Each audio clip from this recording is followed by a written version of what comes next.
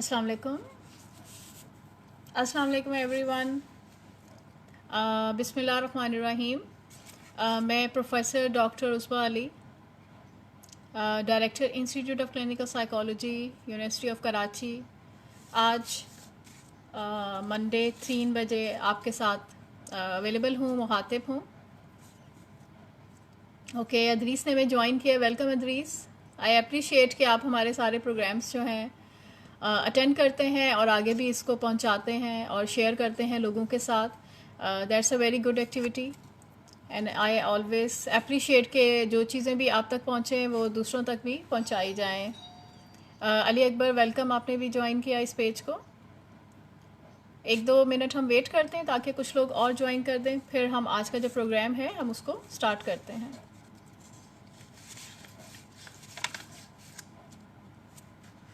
तो अभी इस वीक का ये पहला दिन है, मंडे है आज। इस पूरे वीक में हमारे डिफरेंट प्रोग्राम सब लाइन अप हो गए हैं, पूरे वीक के ही तकरीबन। तो आप लोग डेली ही ज्वाइन कीजिएगा।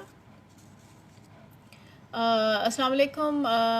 मोहम्मद जिब्रान ने भी हमें ज्वाइन किया है। Thank you Jibran.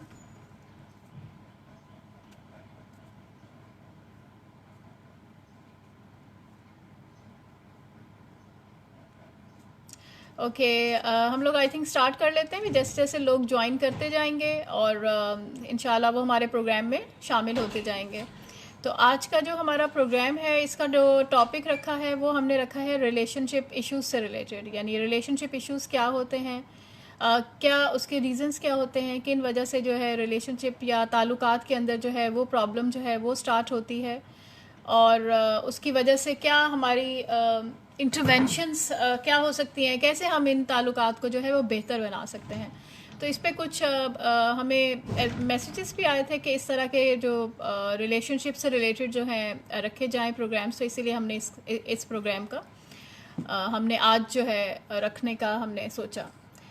Welcome Hamda, first time आप वॉच कर रही हैं, that's great, thank you very much. मंजूर एंड ज़ुबैर, वेलकम है। इम्तियाज़, प्रोग्राम स्टार्ट वॉच भी करते हैं और अप्रिशिएट भी कर रहे हैं, और आप लोगों की जो राय होती है, हमारे आप लोगों के जो सवालात होते हैं डिफरेंट, और जो कमेंट्स होते हैं, उनसे हमें पता चलता है कि आगे हमें किन चीज़ों को फोकस करना है। शुरू में मैंने ये प्रोग्राम अकेले स्टार्ट किए थे, लेकिन अब हमने एक टीम, क्योंकि इंस्टीट्यूट ऑफ क्लिनिकल साइकोलॉजी जो है वो डिफरेंट डोमेन्स में काम करता है। हमारी अपनी मल्टी डिसिप्लिनरी अप्रोच को हम लेके चलते हैं, क्योंकि जब सेहत की बात आती है तो सेहत में हमारे साइकेट्रिस्ट का भी, मेंटल हेल्थ में साइकेट्रिस्ट का भी एक रोल है, क्योंकि जहाँ पे ब्रेन इन्वॉल्व होता है या बायोलॉजी इन्वॉल्व होती है, हमारी फिजियोलॉजी इन्वॉल्व होती है, तो डेफिनेटली वहाँ पे डॉक्टर्स की ज़रूरत होती है।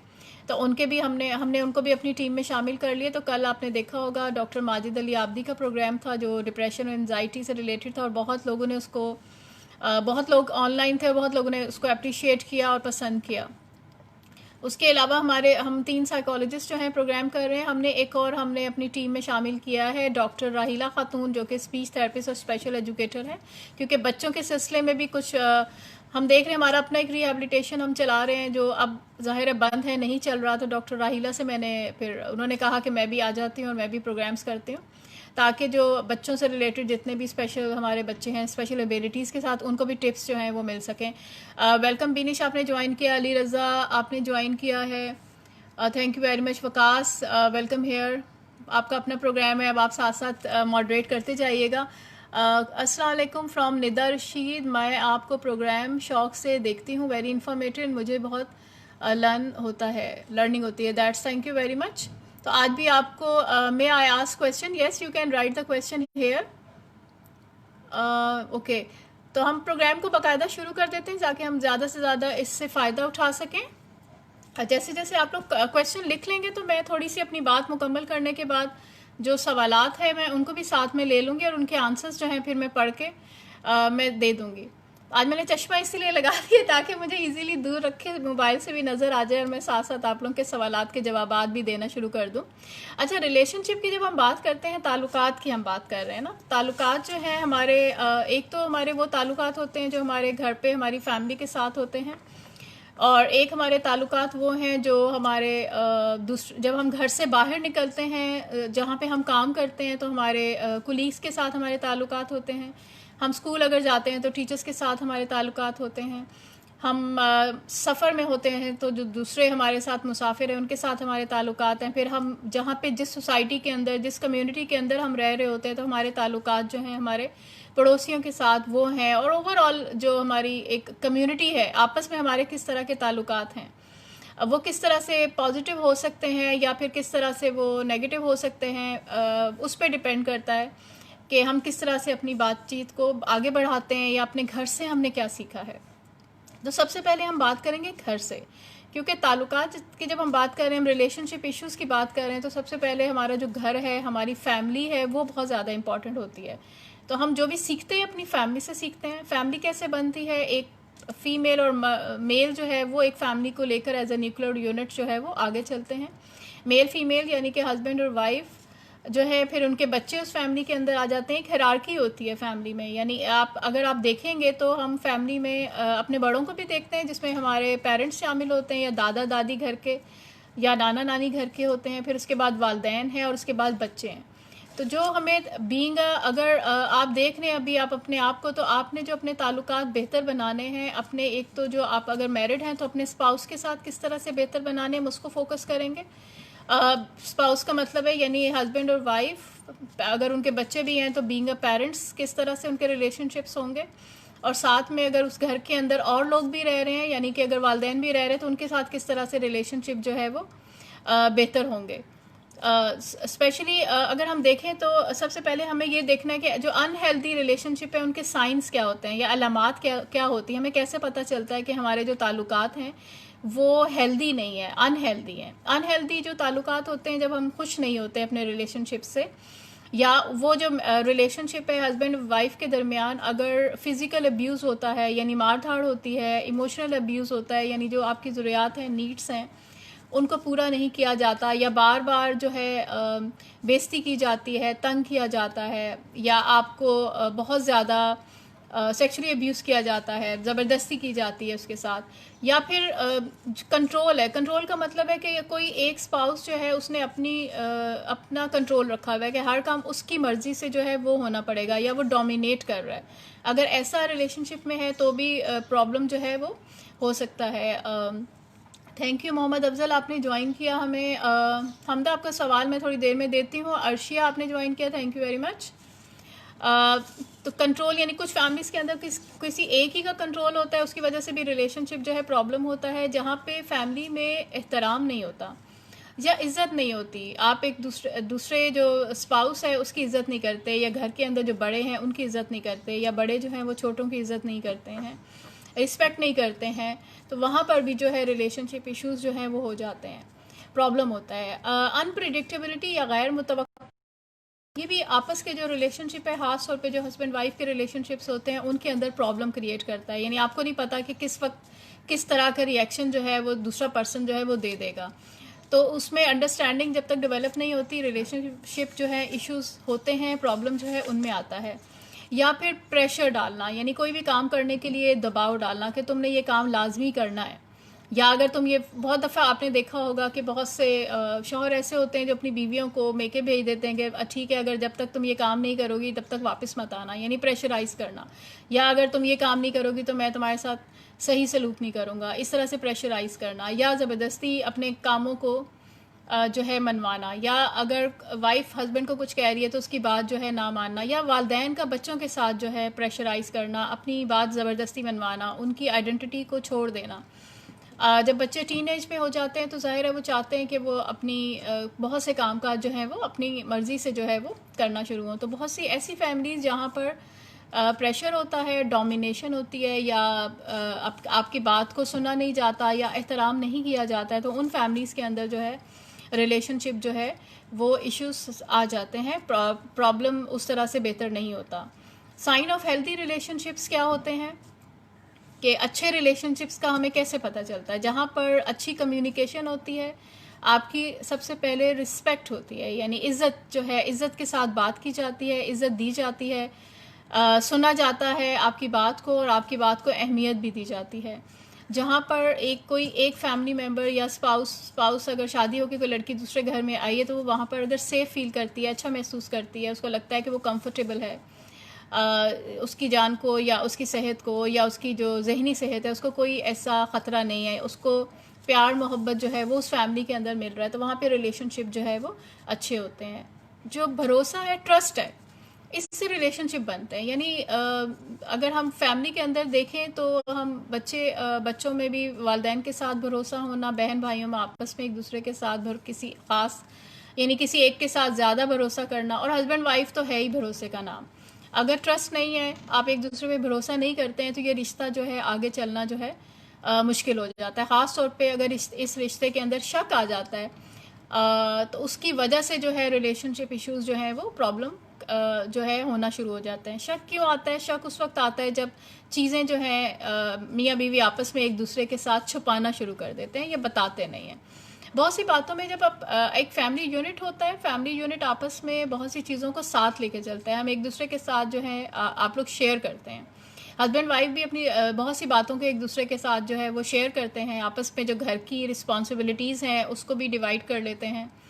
जो हस्बैंड का रोल है उसको पता है, हमारा जो दीन इस्लाम है या और भी अगर आप किसी और मज़ाहिब से भी ताल्लुक़ रखते हैं तो उसमें भी बताया गया है कि किस तरह से औरत के राइट क्या हैं या मर्द के राइट क्या हैं और उसकी रिस्पॉन्सिबिलिटीज़ क्या हैं या मर्द की रिस्पॉन्सिबिलिटीज़ क्या हैं। अगर आपको पता हो कि आपकी फ़राइज़ क्या हैं तो और आप अपने फ़राइज़ को लेके चलते हैं और दूसरा भी उसको अप्रिशिएट करता है कि आप अपने फ़राइज़ ठीक तरीके से अंजाम दे रहे हैं, तो आपकी फ़ैमिली के अंदर जो है रिलेशनशिप्स जो हैं वो हेल्दी रहते हैं। लेकिन जहाँ पर आप अपने जो राइट्स हैं वो तो ज़्यादा मांग रहे हैं, यानी आप चाह रहे हैं कि आपको ज़्यादा कुछ मिले, लेकिन जो आपकी रिस्पॉन्सिबिलिटीज़ हैं वो आप नहीं कर रहे, तो वहाँ पर फिर जो है रिलेशनशिप में प्रॉब्लम आना शुरू हो जाता है। जो एक्सपेक्टेशंस होती हैं किसी भी बीवी की अपने शौहर के साथ या शौहर की बीवी के साथ, या फैमिली के अंदर जो सास ससुर हैं उनकी अपनी बहू के साथ, या जो फैमिली में और लोग हैं उनकी रिस्पॉन्सिबिलिटी एक्सपेक्टेशंस या तवक्कुआत पूरी नहीं होती। स्पेशली मियाँ बीवी के रिश्ते में अगर तवक्कुआत पूरी नहीं होती हैं जो आपने रख ली होती हैं, सम टाइम वो यानी अनरियलिस्टिक भी होती हैं, रियलिस्टिक बेस्ड नहीं होती हैं। यानी हम अपने जो वसाइल हैं या हमारी जो हमारे घर के अंदर के जो वसाइल हैं उनको देखते हुए हम एक्सपेक्टेशन नहीं रख रहे होते। यानी फॉर एग्जांपल अगर एक शौहर है जो 50,000 महीने के कमाता है, लेकिन उसकी जो बीवी है वो बजट बना लेती है 1 लाख का, तो वो जाहिर है वो किस तरह से अपनी उस कमाई के अंदर जो है उसको पूरा करेगा। तो यहाँ पे ये अनरियलिस्टिक एक्सपेक्टेशंस हो जाती हैं। तो अगर रियलिस्टिक एक्सपेक्टेशन जितनी आमदनी है या जितना आपके पास टाइम है उसके मुताबिक अगर एक्सपेक्टेशंस बनाई जाएंगी तो जो फैमिली रिलेशनशिप है वो हेल्दी रहता है। अगर एक्सपेक्टेशंस के मुताबिक नहीं होता तो वो डेफिनेटली रिलेशनशिप उस तरह से पूरा नहीं रहता। इसके अलावा जो है इक्वालिटी की बात की जाती है कि मर्द और औरत दोनों इक्वल हैं और दोनों को इक्वल राइट्स मिलने चाहिए और इक्वालिटी होनी चाहिए, बराबरी अपनी अपनी सतह पे होनी चाहिए, यानी अपनी अपनी जगह पर। यानी जो हस्बैंड का रोल है वो और जो बीवी का रोल है वो अपने रोल को अदा करे, वो अपने रोल को अदा करे। रिस्पेक्ट दोनों की बराबर होनी चाहिए, प्यार मोहब्बत दोनों एक दूसरे से करें, दोनों मुश्किल वक्त में एक दूसरे को सपोर्ट करें, तो रिलेशनशिप जो है फैमिली के अंदर हेल्दी जो है वो रह रहा होता है। फैमिली में बहुत दफ़ा ऐसा होता है कि हमारे जो वैल्यूज़ हैं उनको फॉलो नहीं किया जाता, या हमारी जो फ़ीमेल है जो जिस घर से आई है उसकी वैल्यूज़ डिफरेंट होती हैं कभी कभार, और जो मेल है जिस घर में वो ब्याह के आई है वहाँ की वैल्यूज़ जो हैं या वहाँ के जो ट्रेडिशंस हैं, वहाँ की जो आदत हैं वो मुख्तलिफ होती हैं। और जब वो कोई लड़की उस घर में शादी होकर आती है वो उसको वहाँ पर डेफिनेटली टाइम लगता है सीखने में, और शुरू शुरू में गलतियां भी होती हैं, तो वहाँ पर वो अप्रिसिएशन चाहती है कि अगर आप उसको अप्रिशिएट करते हैं, अगर न्यूली मैरिड कपल है तो अप्रिसिएशन से वो आहिस्ता आहिस्ता जो है वो सीखना जो है वो स्टार्ट कर लेगी। लेकिन अगर शुरू में ही अगर उसने कोई काम किया है और वो अच्छा नहीं या आपके मुताबिक नहीं हुआ है तो और आप उसको क्रिटिसाइज़ करने लगते हैं। सम टाइम फैमिलीज़ के अंदर ऐसा होता है, जो बड़े होते हैं, खासतौर पे जो सास हमारे कल्चर में बहुत ज़्यादा मीडिया पे भी इस पर बात हो रही होती है कि वो क्रिटिसाइज़ करने लगती है, घर के अंदर और लोग जो हैं क्रिटिसाइज़ करने लगते हैं। तो क्रिटिसिज्म से क्या होता है कि जो नया पर्सन उस फैमिली के अंदर आया है ऑलरेडी वो स्ट्रेस में है, जो लड़की ब्याह के उस घर में आई है वो पहले से ही अगर स्ट्रेस में है, क्योंकि शादी के बाद नई जगह पे जाना, उसके अंदर अडेप्ट करना, जो है एक स्ट्रेसफुल टाइम होता है। और अगर आप वहाँ पर उसको स्पेस नहीं दी जाएगी, एक्सेप्टेंस नहीं दी जाएगी, तो डेफिनेटली वो वहाँ पर प्रॉब्लम का शिकार जो है वो हो जाती है, और वहाँ पे उसके रिएक्शंस जो हैं वो मनफी भी हो सकते हैं, वो आना शुरू हो जाते हैं। तो वहाँ पे उसको टाइम दीजिए, उसको समझने के लिए कुछ ना कुछ थोड़ा मौका दीजिए, उसको हेल्प आउट भी करें, गाइडेंस भी करें। इसमें ज़ाहिर है हस्बैंड का भी रोल होता है, फैमिली में जो और मेम्बर्स होते हैं वो भी उसको स्पेस देते हैं, लेकिन आपस में दोनों चीज़ों को बेहतर जो है हमें लेके चलना होता है। इसके साथ साथ हमारी कुछ फैमिलीज़ के अंदर बाउंड्रीज़ होती हैं। बाउंड्रीज़ का जैसे हर घर की कुछ ना कुछ बाउंड्रीज़ हैं, वैल्यूज़ हैं, जिनको हमें लिमिट्स होती हैं, यानी हर फैमिली अपनी वैल्यूज़ को देखते हुए हर घर के अंदर जो है लिमिट्स को सेट किया जाता है। अगर हम उन बाउंड्रीज़ को क्रॉस करते हैं तो झगड़े जो है वो होने लगते हैं। आपको याद होगा पहले पहले जब ज़माने में किस तरह से ट्रेडिशंस थे, और अब किस तरह से चीज़ें जो हैं वो चेंज हो गई हैं। लेकिन अभी भी जो है एहतराम जो है उसी की इम्पोर्टेंस है। अगर एहतराम नहीं होगा तो फैमिली के अंदर जो है वो लड़ाई झगड़े शुरू होने लग जाएंगे। प्यार मोहब्बत सपोर्ट नहीं होगी तो लड़ाई झगड़े जो हैं शुरू होने लग जाएंगे। तो ये यूनिवर्सल वैल्यूज़ हैं जो हमेशा से हैं और आगे भी हमेशा चलती रहेंगी। और इसके बारे में हमारी जो दीन है उसने हमें बहुत ही क्लियरली बता दिया है। रसूल पाक जो बेहतरीन मिसाल है, हम उनको अगर मॉडल हैं, अगर उनको हम देखते हैं तो वो हर चीज़ उन्होंने ख़ुद करके बताई, किस तरह से एहतराम उन्होंने किया, फ़ीमेल्स पे कभी भी हाथ नहीं उठाया, कभी भी ज़ोर से बात नहीं की, हमेशा उनके चेहरे पे मुस्कुराहट रहती थी। तो इन्हीं वैल्यूज़ को अगर लेके हम अपने घर में भी चलते हैं और जो हमारे वालदैन से हमने सीखी जो पॉजिटिव वैल्यूज़ हैं उनको लेके आगे चलते हैं, तो हमारे जो रिलेशनशिप्स हैं वो बहुत हद तक बहुत अच्छे हो जाते हैं और बेहतर होके चलते हैं। तो पॉजिटिव रिलेशनशिप को देखें और पॉजिटिविटी के साथ ज़िंदगी में आगे बढ़ें तो यकीनी तौर पे आपकी लाइफ जो है बेहतर हो जाएगी। लेकिन जहाँ पर रिलेशनशिप इश्यूज़ आ रहे हैं तो उसको भी हमें इम्पोर्टेंस देनी है, उसके बारे में भी हमें बात करनी है ताकि हम उसको रिजॉल्व कर सकें। क्योंकि अगर हेल्दी रिलेशनशिप्स नहीं है आपस के अंदर, आपकी कम्युनिकेशन बेहतर नहीं है, ताल्लुकात ठीक नहीं है, एहतराम नहीं है, प्यार मोहब्बत नहीं है, तो यकीनी तौर पे ये चीज़ फिर साइकोलॉजिकल जो डिस्टर्बेंसेस है, स्पेशली एंजाइटी और डिप्रेशन जो है, स्ट्रेस है, उसको लीड करती हैं। और बहुत सारे जो हमारे पास क्लाइंट्स भी आ रहे होते हैं, बहुत सारे जो ऐसे मरीज़ भी आ रहे होते हैं, तो उनके अंदर इस तरह के प्रॉब्लम्स हमने देखा कि उनके माँ बाप में इस तरह के प्रॉब्लम्स पाए गए थे कि उनके रिलेशनशिप्स अच्छे नहीं थे, या ब्रोकन फैमिलीज़ थी, या कम्युनिकेशन इश्यूज़ था, बहुत ज़्यादा गुस्से से घर के अंदर जो है बात की जाती थी, बहुत लाउडली बात की जाती थी, या कभी कभार ऐसा होता है कि आप बात करते हैं और दूसरा, या हमें रिसर्चेस से भी ये पता चलता है कि जब दूसरे की बात नहीं सुनी जाती तो रिलेशनशिप जो है इश्यूज़ हो जाते हैं, या दूसरे को मौका नहीं दिया जाता, या ब्लेम किया जाता है, उसकी वजह से इश्यूज़ हो जाते हैं। तो पुअर जो रिलेशनशिप्स हैं ये लीड करते हैं एंजाइटी और डिप्रेशन को। अभी एंजाइटी डिप्रेशन पे भी हमने बात की, हमने उस पर प्रोग्राम किया, तो उसमें लोग यही कह रहे थे कि किस तरह से हम इसको ओवरकम कर सकते हैं। तो अगर आप अपने रिलेशनशिप्स पे वर्क करना शुरू करेंगे, अपने आप को पॉजिटिव रखेंगे, तो एंजाइटी और डिप्रेशन से भी जो है बच सकते हैं, लोनलीनेस से बच सकते हैं, अनहैप्पीनेस जो है हम उससे बच सकते हैं। काफ़ी और लोगों ने भी ज्वाइन किया। Welcome Atiya, Mishal Chaudhry and Abdul Razzaq, Afzal, thank you very much for joining the programme. तो हम रिलेशनशिप पे हम बात कर रहे हैं कि कौन से हेल्दी होते हैं, कौन से अनहेल्दी होते हैं।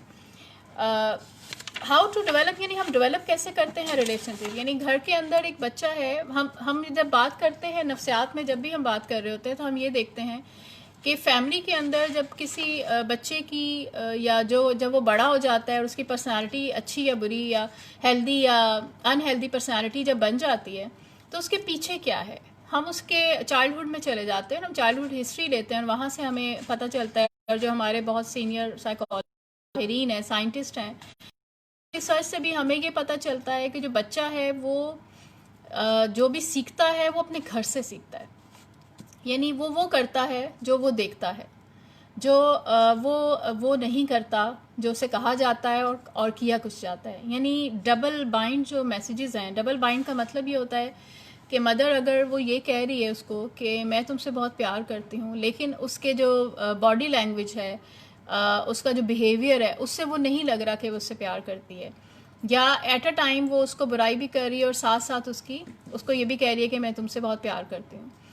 तो ये वाला जो मैसेजेस होते हैं, ये चीज़ जो है बच्चे के अंदर कन्फ्यूजन जो है वो क्रिएट कर देती है, जो लेटर ऑन आगे उसको समझ नहीं आती कि किस तरह से एक्सप्रेस कैसे करना है अपनी फीलिंग्स को, या किस तरह से रिलेशनशिप्स को जो है वो आगे लेके चलना है।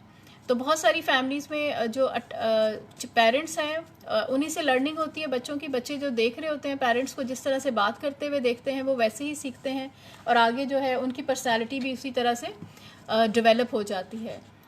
वो देखते हैं कि किस तरह से पेरेंट्स अपने रोल्स को कैसे निभा रहे हैं, वो किस तरह से एक दूसरे की रिस्पेक्ट कर रहे हैं। वो ये भी देखते हैं कि जो फैमिली के अंदर जब कोई प्रॉब्लम आया था, कोई क्राइसिस आया था या कोई चैलेंज आया था, तो किस तरह से कौन सी कोपिंग जो है बड़ों ने अपनाई थी, किस तरह से उसको हल किया था, क्या उसको हल किया गया था या उसको छोड़ दिया गया था। तो ये चीज़ बहुत ज़्यादा इम्पॉर्टेंट होती है लर्निंग में हमारी, कि हम किस तरह से अपनी चीज़ों को जो है प्रॉपर तरीके से हल करेंगे।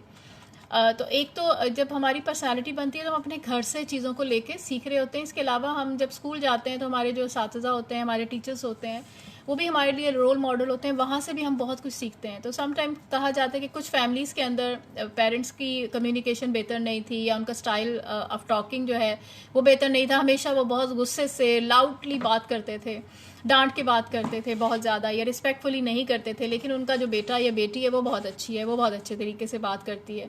तो बहुत दफ़ा ऐसा होता है कि हम अगर हमें दूसरा इन्वायरमेंट अच्छा मिल जाता है, या स्कूल में कुछ टीचर्स अच्छे मिल जाते हैं, या जो पीयर ग्रुप है या फ्रेंड्स अच्छे मिल जाते हैं, या उनके घर हमारा आना जाना होता है, तो हम ये चीज़ें वहाँ से भी सीख लेते हैं।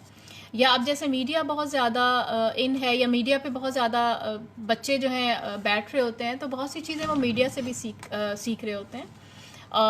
बहुत दफ़ा ऐसा होता है कि हम देखते नहीं है, बीइंग अ पेरेंट हम नहीं देखते कि हमारा बच्चा जो है वो मीडिया पे या इंटरनेट पे क्या देख रहा है। तो हमें नहीं पता होता कि उसने वहाँ से क्या चीज़ सीख ली है, कौन सी लैंग्वेज उसने सीख ली है, क्या अल्फाज उसने सीख लिए हैं। तो जो हमारा रिलेशनशिप है या कम्युनिकेशन है, उसमें बहुत डिपेंड करता है कि हम कौन से अल्फाज बोलते हैं। तो बच्चे जो अल्फाज ज़ुबान इस्तेमाल करते हैं, अल्फाज बोलते हैं, वो घर से भी सीखते हैं। सबसे पहले डेफिनेटली 5 साल तक उनकी पर्सनालिटी बन जाती है, और वो घर से बहुत कुछ सीख रहे होते हैं। उसके बाद जब वो स्कूल जाते हैं तो वहाँ से भी बहुत कुछ लर्न करते हैं। जब इन्वायरमेंट के अंदर जाते हैं, अब बहुत ज़्यादा ओपन है चीज़ें, तो वहाँ से भी वो लर्न कर रहे होते हैं। तो कम्युनिकेशन जो है ये बहुत इम्पॉर्टेंट है और बहुत रोल प्ले करता है हमारे रिलेशनशिप्स को हेल्दी और अनहेल्दी बनाने में। कम्युनिकेशन बहुत रोल प्ले करता है कि हम किस तरह से बात करते हैं, क्या हम अग्रेसिवली बात करते हैं, या हमारा रोल जो है वो पैसिव होता है, या जो है हम असर्टिवली बात करते हैं, यानी अपनी बात जो है हम इस तरह से करते हैं कि दूसरे को बुरी भी ना लगे और हम अपनी बात भी कह दें। या हम अपनी बात एग्रेसिवली करते हैं, यानी इस तरह से करते हैं कि बहुत ज़्यादा हम गुस्सा दिखाते हैं, हम दूसरे को डोमिनेट कर रहे होते हैं, दूसरे को प्रेशराइज कर रहे होते हैं। क्या हम ऐसे बात करते हैं? अगर ऐसे बात करते हैं तो जो बच्चे उस वक्त देख रहे होते हैं बात करते हुए स्पाउस को, उनके जहन पे बहुत बुरा असर पड़ रहा होता है। एक तो वो डिस्टर्ब होते हैं, और दूसरा जब चूंकि उन्होंने जो मॉडल किया होता है, जब वो बड़े होते हैं वो भी इसी तरह से बात करते हैं, कम्युनिकेट करते हैं, क्योंकि उन्होंने तो ऐसे ही सीखा होता है। सीखते मॉडलिंग से ही सीखा जाता है, यानी देख के ही हम सीखते हैं। बच्चे वो करते हैं जो कुछ वो देख रहे होते हैं। अच्छा, बहुत सी फैमिलीज़ के अंदर डिफरेंट टाइप के कम्युनिकेशन पैटर्न्स होते हैं। हमें उनको आइडेंटिफाई करने की ज़रूरत है कि कौन कौन से ऐसे पैटर्न हैं, उनमें से कौन से ऐसे हैं जो अनहेल्दी हैं, कौन से ऐसे हैं जो हेल्दी हैं।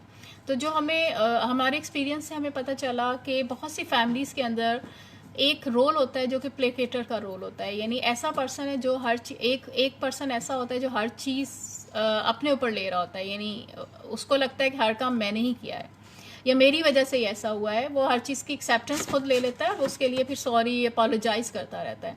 इसको हम ऐसा जो लोग होते हैं वो सेल्फ पिटी होती है उनके अंदर, या वो उनको लगता है कि अगर मैं नहीं कहूँगा कि मेरी वजह से हुआ है तो झगड़ा जो है वो बढ़ जाएगा। इस वजह से वो उन चीज़ों को अपने ऊपर जो है लेना शुरू हो जाते हैं। इस तरह की फैमिलीज़ के अंदर जो है प्रॉब्लम जो है वो बढ़ने के भी चांसेस होते हैं। हेल्दी कम्युनिकेशन नहीं होता है, और फैमिली में प्रॉब्लम्स जो हैं वो रहते हैं। डिसफंक्शनल फैमिली जो है वो लीड करती है, क्योंकि दो लोग अगर लड़ाई कर रहे हैं या दो लोगों की वजह से झगड़ा हुआ है, लेकिन तीसरा उसको अपने ऊपर ले रहा है, तो इसका मतलब है जिन्होंने झगड़ा किया था उन्होंने उस चीज़ को एक्सेप्ट नहीं किया, या उन्होंने उस चीज़ को जब एक्सेप्ट ही नहीं किया है तो वो रिजॉल्व भी नहीं करेंगे, वो चेंज भी नहीं करेंगे। और ऐसी फैमिलीज़ में डिफरेंट ट्रायंगल्स बन जाते हैं और झगड़े होते हैं। एक वो फैमिली के अंदर एक पर्सन वो होता है जो, कभी हर फैमिली में ऐसा नहीं होता, लेकिन जहाँ पे डिसफंक्शनल फैमिलीज़ होती हैं या जहाँ पे फैमिली रिलेशनशिप इश्यूज़ होते हैं, वहाँ पर इस तरह के लोग या फैमिली में कोई ना कोई ऐसा पाया जाता है। ब्लेमर होता है। ब्लेमर वो होता है जो अपनी गलती को दूसरे पे डाल रहा होता है, यानी तुम्हारी वजह से ऐसा हुआ, ठीक है, वो अपने ऊपर ले नहीं होता। वो क्यों नहीं ले रहा होता? क्योंकि वो इनसिक्योर होता है, उसको नहीं लगता कि ये चीज़ उसकी वजह से हुई है या उसकी गलती है। तो वो हर चीज़ का मामला जो है दूसरे पे डाल रहा होता है। और हस्बैंड वाइफ में भी जो पर्सन ब्लेमर अगर कोई होगा जो अपने दूसरों पे ब्लेम करता हो कर रहा है, उसने अपनी फैमिली से ऐसा सीखा है, और जब उसकी शादी हो के वो दूसरी फैमिली में भी आता है, तो हस्बैंड वाइफ के साथ भी ये पर्सन जो होगा वो ब्लेमर होगा, यानी ब्लेम कर रहा होगा दूसरे पे। और अगर दूसरा भी उसने भी अपनी फैमिली से यही सीखा है कि चीज़ों में खुद एक्सेप्टेंस ना करें, दूसरों को ब्लेम करें, तो डेफिनेटली फिर ऐसे जो कपल्स होते हैं वो दोनों ही एक दूसरे को ब्लेम कर रहे होते हैं। बेसिकली वो अपने ऊपर उन चीज़ों को नहीं ले रहे होते, क्योंकि अगर वो अपने ऊपर लेंगे तो वो चीज़ उनके लिए एक्सेप्टेबल नहीं है। तो दूसरे को अगर वो ब्लेम करते रहेंगे दोनों में, तो ये फैमिलीज जो है हेल्दी कम्युनिकेशन इन फैमिलीज में नहीं होता है। हाईली एक्सप्रेस इमोशंस होते हैं और ये लीड करते हैं आगे मेंटल हेल्थ प्रॉब्लम्स को, डिफरेंट डिसऑर्डर्स को, या रिलेशनशिप इश्यूज हो जाते हैं। और इस तरह से अगर दोनों ही एक दूसरे को ब्लेम कर रहे होते हैं तो बहुत सी टास्क जो फैमिली के अंदर होते हैं वो पूरे नहीं हो पाते हैं। लड़ाई झगड़ा जो है वो शुरू हो जाता है, एंगर इश्यूज होते हैं इस तरह की फैमिलीज़ के अंदर, और लड़ाई झगड़े की वजह से जो है मैरिटल जो सेटिस्फैक्शन है वो नहीं हो पाती है, और सम टाइम जो बात जो है वो डिवोर्स तक भी चली जाती है। तो और ये अनहेल्दी फैमिलीज, तो हमें ये अंडरस्टैंड करना है कि क्या हम ब्लेम तो नहीं कर रहे, तो हमें ब्लेमर्स से जो है चीज़ों को रियलिस्टिकली देखना है, और जो जहाँ पे गलती है उसको एक्सेप्ट करना है ताकि वो चेंज हो सके। गलती उसी, यानी अगर हमसे कोई मिस्टेक हुई है तो वो उसी वक्त ठीक हो सकेगी जब हम उसे एक्सेप्ट करेंगे, उसके बारे में जान लेंगे।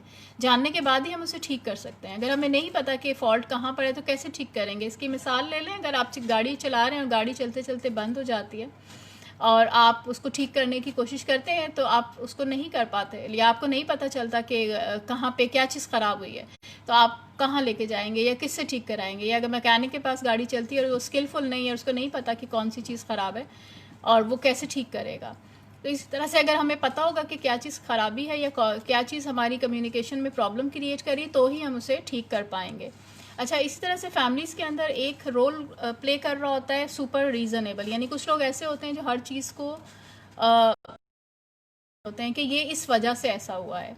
ये वाली फैमिलीज़ भी जो हैं बहुत ज़्यादा हेल्दी नहीं होती हैं, यानी ऐसे लोग जो हैं हर चीज़ को रीज़न ढूंढने की कोशिश करते रहते हैं, और लड़ाई झगड़े इस वजह से भी घर के अंदर हो रहे थे कि हर कोई उसको समझ नहीं रहा होता। या फिर इररेलेवेंट एक फैमिली मेम्बर ऐसा भी हो सकता है किसी फैमिली के अंदर जो इररेलेवेंट होता है, यानी समटाइम्स स्ट्रेस फैमिली के अंदर इतना बढ़ जाता है कि वो पर्सन जो उस स्ट्रेस को नहीं ले सकता या उसको टॉलरेट नहीं कर सकता है, वो उससे इररेलेवेंट हो जाता है। ऐसे लोग जो हैं वो घर से बाहर ज़्यादा टाइम गुजारते हैं या पीयर में ज़्यादा चले जाते हैं। और सम टाइम ऐसी फैमिलीज़ के बच्चे जो हैं वो ड्रग एडिक्शन, स्मोकिंग और इन चीज़ों की तरफ भी चले जाते हैं, क्योंकि वो अपना स्ट्रेस लेवल जो है किसी न किसी तरीके से कम करने की कोशिश कर रहे होते हैं, और घर की उनको परवाह नहीं होती। एक्चुअली में ऐसा नहीं होता कि परवाह नहीं है, वो स्ट्रेस की वजह से जो है उस चीज़ को दबा देते हैं, रिप्रेस कर जाते हैं, या वक्ती तौर पे वो डिनाइल में होते हैं। वो समझते हैं कि इसको हमें कुछ फ़र्क नहीं पड़ता, या दूसरी जगह अपना टाइम जो है वो स्पेंड करना शुरू हो जाते हैं, क्योंकि घर का स्ट्रेस उनके लिए उनको नहीं समझ आ रहा होता। अच्छा, एक फैमिली ऐसी होती है जो कॉन्ग्रुएंट कहलाती है। थैंक यू डॉक्टर कुत्सिया, आपने ज्वाइन किया, वेलकम हेयर, बहुत बहुत शुक्रिया आपके ज्वाइन करने का। डॉक्टर कुत्सिया चेयरपर्सन है department of psychology Karachi university की, और बहुत ही एक्टिवली काम कर रही हैं डिफरेंट जगहों पे, वॉलेंट्री सर्विसेज, काउंसलिंग वगैरह जो है, टेली काउंसलिंग जो है अमन फाउंडेशन के साथ, उसमें भी वो काम कर रही हैं, और जगहों पे भी यकीनी तौर पे, और इनकी हमेशा में हमारी सपोर्ट रहती है। और ICPN है, ICP से इन्होंने भी पढ़ा, हम दोनों क्लास फेलो थे, और थैंक यू वेरी मच कुत्सिया आपकी सपोर्ट का। अच्छा, हम बात करते हैं कॉन्ग्रुएंट वो होता है घर के अंदर एक कम्युनिकेशन स्टाइल जो कि सबसे ज़्यादा पॉजिटिव यानी बेहतरीन होता है, हेल्दी होता है। कॉन्ग्रुएंट का मतलब है कि जो सिचुएशन है उसके मुताबिक आपने चीज़ों को लेके चलना है, सबको अपनी अपनी जगहों पे एक्सेप्टेंस देनी है, जो जिसका रोल है उसको करने देना है, उसको उसकी फ्रीडम देनी है ताकि वो अपना रोल आज़ादी के साथ, फ्रीडम के साथ पॉजिटिवली कर सके। रिस्पेक्ट ऐसी फैमिलीज़ में के अंदर जो है, जो कॉन्ग्रुएंसी जब होगी जब रिस्पेक्ट होगी, कॉन्ग्रुएंसी जब होगी जब ट्रस्ट होगा, भरोसा होगा, कॉन्ग्रुएंसी जब होगी जब एक दूसरे का ख्याल होगा, एहसास होगा, सपोर्ट होगी। तो कॉन्ग्रुएंट फैमिली जो है बेसिकली हेल्दी फैमिली होती है। और ये जो अभी मैंने आपको साइन बताए थे हेल्दी फैमिली के, उस फैमिली के अंदर ये सारे साइन होते हैं, जैसे कि पॉजिटिव कम्युनिकेशन होता है, रिस्पेक्ट होती है, इंसान वहाँ पर अच्छा और सेफ़ और कंफर्टेबल फील करता है, अपनी अपनी जो रोल्स हैं, रिस्पॉन्सिबिलिटीज़ हैं, वो बेहतरीन तरीके से हर कोई अपनी अपनी जगह पर अदा कर रहा होता है, और अगर कोई नहीं अदा करता तो उसके साथ जो है कोऑपरेट किया जाता है, हेल्प आउट किया जाता है, हेल्पिंग बिहेवियर जो है वो शो किया जाता है, चाहे वो कोई फाइनेंशियल इशू हो, चाहे घर के दूसरे कामकाज हों, या कोई और रिलेशनशिप से रिलेटेड इश्यूज़ हों, सुना जाता है एक दूसरे को। और वहाँ पर एहसास अगर होता है तो वहाँ पर बेहतरीन जो है कॉन्ग्रुएंसी होती है, और ऐसी फैमिली जो है हेल्दी फैमिली होती है, वहाँ पर हम मेंटली जो है हेल्दी और अच्छा फील कर रहे होते हैं। ओके, अच्छा, साथ साथ मैं बताती भी जाऊँ, अच्छा कम्युनिकेशन की ओके, राजा अरसलान आपने ज्वाइन किया, thank you very much. Respected ma'am, I wanna make contact personality. जी, जो अभी हम बात कर रहे हैं, इसको अगर आप फॉलो करेंगे तो यकीनी तौर पे एक पॉजिटिव और अच्छी पर्सनालिटी के साथ आप अपने आप को ग्रो कर सकते हैं। ये बहुत ही अच्छा टाइम है, इसको मैं पॉजिटिव भी ले रही हूँ। ठीक है, हमारी कोरोना वायरस 19 की वजह से जो है चीज़ें चेंज हो गई हैं, दुनिया में बहुत ज़्यादा चेंजेस आ चुकी हैं, जो हमने कभी ज़िंदगी में सोचा भी नहीं था, हम वो एक्सपीरियंस कर रहे हैं। और लेकिन इसको अगर हम पॉजिटिव लेके चलें तो इससे इस टाइम को हम बहुत ही प्रोडक्टिव और बहुत अच्छा बना सकते हैं। क्यों अच्छा बना सकते हैं, और हमने इस टॉपिक को भी क्यों लिया, क्योंकि पहले तो हम घरों में नहीं होते थे, हम घरों से बाहर होते थे, कामकाज कर रहे होते थे, ज़िंदगी एक स्पीड की तरह जो है आगे जा रही थी। बहुत ज़्यादा हम मसरूफ़ होते थे, हमारे पास टाइम नहीं होता था एक दूसरे को देने के लिए, बातचीत करने के लिए, घर के कामकाज करने के लिए, स्पेशली जो वर्किंग वुमेन भी हैं, मेल और मेंस भी हैं, और दूसरे मिलने मिलाने में भी हम अपना टाइम बहुत सारा स्पेंड कर रहे होते हैं। अब चूंकि हमें घरों के अंदर ही रहना है, पूरा दिन घर के अंदर ही गुजारना है, अभी रहते हुए भी हमें तकरीबन 40 डेज़ तो हो ही चुके हैं, आगे हमें नहीं पता है कि कब तक हमें रहना है। तो उसमें जो है ओके, उसमें बहुत बेहतरीन टाइम है कि हम अपने आप को अपनी जो कम्युनिकेशन है उसको हम बेहतर करें, हम अपने रिलेशनशिप जो है हम उस पर काम करें, उसको बेहतर करें। रिलेशनशिप में कम्युनिकेशन में वर्बल और नॉन वर्बल दोनों कम्युनिकेशन जो है इम्पॉर्टेंट रोल प्ले करती है। इसमें वर्ड्स जो हैं वो बहुत इम्पॉर्टेंट है, यानी कौन से अगर हम देखें तो 70% हमारे कम्युनिकेशन के अंदर जो रोल होता है वो अल्फाज का होता है, यानी हम कौन से अल्फाज जो हैं वो हम बोल रहे हैं, हम किस तरह के अल्फाज का हमारा चुनाव कैसा है, क्या ऐसे पॉजिटिव हम वर्ड्स यूज़ करते हैं या फिर हम नेगेटिव वर्ड्स हम यूज़ करते हैं, वो बहुत ज़्यादा रोल जो हैं वो प्ले करते हैं। जैसे हमें कहा गया कि जब भी बात करो तो सोच समझ के बोलो, या बोलने से पहले सोचो कि तुम क्या बोल रहे हो, या कि किस तरह के अल्फाज बोल रहे हो। तो अभी हमने जो बात की कि बच्चे जो हैं अपने घरों से सीखते हैं, लड़ाई झगड़े होते हैं तो गुस्से में इंसान बहुत सारे ऐसे अल्फाज इस्तेमाल कर जाता है जो कि नॉर्मल हालात में वो नहीं करता है। तो उसमें गुस्से को भी काबू में रख के अगर हम बात करते हैं तो अपने पॉजिटिव अल्फाज जो हैं वो हम बोल सकते हैं। तो अल्फाज बहुत ज़्यादा मैटर करते हैं। उसके अलावा हमारी जो बॉडी लैंग्वेज है, यानी हमारा जो फेशियल एक्सप्रेशन है, हमारे हाथों की मूवमेंट है, हमारा बैठने का उठने का जो स्टाइल है, हमारा पोस्चर है, वो 55% जो है वो रोल प्ले कर रहा होता है। तो इसीलिए हम कहते हैं कि जब बात की जाती है, फॉर एग्जांपल अगर हम किसी से बात कर रहे हैं, फेस टू फेस कर रहे हैं, तो उसकी वैल्यू कुछ और होगी, या अगर हम किसी और तरह से दूर खड़े हुए बात कर रहे हैं तो उसका जो मैसेज कन्वे होगा वो डिफरेंट होगा। हस्बैंड वाइफ के रिलेशन में, पेरेंट्स के साथ रिलेशन में, को वर्कर्स के साथ जो रिलेशनशिप्स हमारे अच्छे या बुरे होते हैं, उसमें हमारी बॉडी लैंग्वेज जो है वो बहुत ज़्यादा रोल प्ले करती है। अगर किसी को हमने ये कहना है कि तुमने काम ये बहुत अच्छा किया है, लेकिन हमारे चेहरे से वो चीज़ अगर जाहिर नहीं हो रही है, तो इसका मतलब है जो मैं कहना चाह रही हूँ वो मैं नहीं कह पा रही। तो अगर मैं कोई बात किसी दूसरे को कहती हूँ तो मेरा जो फेशियल एक्सप्रेशन है उसको भी वैसे ही साथ होना चाहिए। मैं अप्रिशिएट अगर कर रही हूँ तो मेरे चेहरे पे मुस्कुराहट होगी, मेरे चेहरे पे गुस्से के एक्सप्रेशन नहीं होंगे। लेकिन अगर गुस्सा कर रही हूँ तो ज़ाहिर है मेरे एक्सप्रेशन जो हैं चेंज हो जाए। जी राजा साहब, मैंने पढ़ लिया आपका। Afsheen Aziz, thank you for joining. Usma Zia, thank you for joining. अभी हम कम्युनिकेशन ही की बात कर रहे हैं। तो कम्युनिकेशन में अल्फाज 7% रोल प्ले करते हैं। बॉडी लैंग्वेज जो है हमारी वो 55% जो है रोल प्ले करती है। टोन जो है 38% जो है, ये टोन हमारी जो है रोल प्ले करती है कि हम किस टोन में बात कर रहे हैं। सम टाइम हम जब बात कर रहे होते हैं बात हमारी ठीक होती है, हम अपनी बात सही कम्युनिकेट कर रहे होते हैं, हम राइट पे भी होते हैं, हमें हमें लगता है कि उसने हमारे साथ ये वाला काम जो हमने कहा था करने के लिए लेकिन उसने नहीं किया। लेकिन वो बात हम कभी कभार ऐसा होता है बहुत गुस्से से हमारा जो फेशियल एक्सप्रेशन है उस पर बहुत ज़्यादा गुस्सा होता है, मुस्कुराहट नहीं होती, नरमी नहीं होती है, और हमारा लहजा जो है तंजिया होता है और हम ऊंची आवाज़ में बात कर रहे होते हैं। तो वो मैसेज जो हम देना चाह रहे होते हैं वो दूसरे के लिए एक्सेप्टेबल नहीं होता, दूसरा फील करता है या बुरा फील करता है। तो हमारा लहजा जो है वो किस तरह से हो, टोन कैसी हो।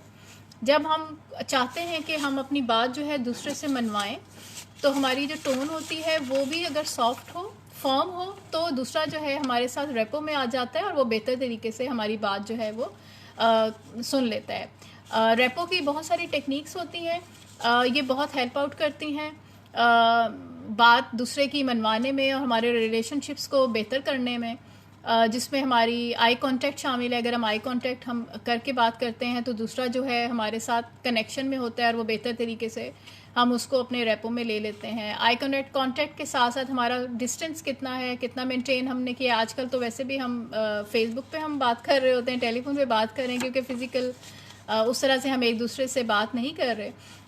हमारे लहजे के अंदर कितनी सॉफ्टनेस है उस पर डिपेंड करता है। साथ साथ हम कितना दूसरे को अप्रिशिएट कर रहे हैं, कौन से अल्फाज बोल रहे हैं। अभी मैं अल्फाज पे भी बात करूँगी कि कौन से ऐसे अल्फाज हैं जो हमें इस्तेमाल करने चाहिए और किस तरह से करने चाहिए, उस पर भी मैं अब बात करूँगी अभी। तो वो अल्फाज कौन से ऐसे होंगे, किस तरह से हम बात करेंगे, उन अल्फाज को अदा कैसे किया जाएगा। जैसे फॉर एग्ज़ाम्पल अगर एक सिंपल सी बात है जिसको आप ऊंची आवाज़ में अगर करते हैं तो वो बुरी लग जाती है, और अगर आप सीधे तरीके से आराम से बात करते हैं, फॉर एग्जांपल तुमने मेरा ये काम क्यों नहीं किया, अगर आप इस तरह से लाउडली बात करेंगे तो वो चीज़ बुरी लग सकती है। लेकिन अगर आप ये भी कह सकते हैं कि हाँ ये वाला काम जो है अभी तक हुआ नहीं है, तो क्या रीज़न है आपने ये काम अभी तक नहीं किया। अगर आप इस बात को इस तरह से आराम से बात करेंगे तो आपको आंसर मिल जाएगा, दूसरा पर्सन जो है वो अच्छा महसूस करेगा। से बात करेंगे तो नेगेटिव जो है हो सकता है, जिसकी वजह से फिर आगे आपको अच्छे जो है रिस्पांस जो है नहीं मिलेगा। टॉक्सिक रिलेशन के लिए इस्लाह कैसे करें, यही हम बता रहे हैं कि टॉक्सिक रिलेशन का मतलब है अनहेल्दी रिलेशन, उनकी बेहतरी कैसे करें। तो ये जो मैं अभी बात कर रही हूँ वर्बल नॉन वर्बल कम्युनिकेशन की, यानी वर्ड्स हमारे अल्फाज क्या होने चाहिए, उस पर मैं अभी अलग से भी बताऊँगी। बॉडी लैंग्वेज कैसी होनी चाहिए, यानी हम आई कॉन्टैक्ट हम रखें, हम मेंटेन रखें एक दूसरे के साथ, जितना डिस्टेंस हमारा अलाउ करता है हमारा रिलेशनशिप उस तरह से हम बात करें। अच्छा रिलेशनशिप रखने के लिए हमारा पोस्चर जो है बहुत बहुत मैटर करता है। अगर हम अपने पोस्चर को भी मेंटेन रखते हैं या मैच करते हैं, दूसरे के साथ मैच करते हुए बात करते हैं, तो अभी यकीनी तौर पे जैसे मैं बात कर रही हूँ आप लोग मुझे देख रहे हैं, लेकिन अगर मैं इस तरह से बात नहीं कर रही होंगी तो मे बी मेरा जो आपके साथ कम्युनिकेशन है वो उतना बेहतर नहीं हो। फैमिली में भी इसी तरह से, हस्बैंड वाइफ के रिलेशनशिप में भी जो आपका बॉडी लैंग्वेज है वो बहुत मैटर करती है कि जो बात आपने की है वो किस तरह से जो है वो अदा की है, क्या कौन से अल्फाज जो हैं अदा किए हैं, लहजा कैसा रखा है। लहजा बहुत ज़्यादा मैटर करता है। कौन से ऐसे अल्फाज हैं जो हमें यूज़, फॉर एग्ज़ाम्पल कौन से ऐसे वर्ड्स हैं जो हमें नहीं यूज़ करने चाहिए, उसके बजाय हम दूसरे अल्फाज यूज़ करें। फॉर एग्ज़ाम्पल प्रॉब्लम का जो वर्ड है ये इट्सेल्फ हमें शो करता है कि प्रॉब्लम कितना बड़ा है।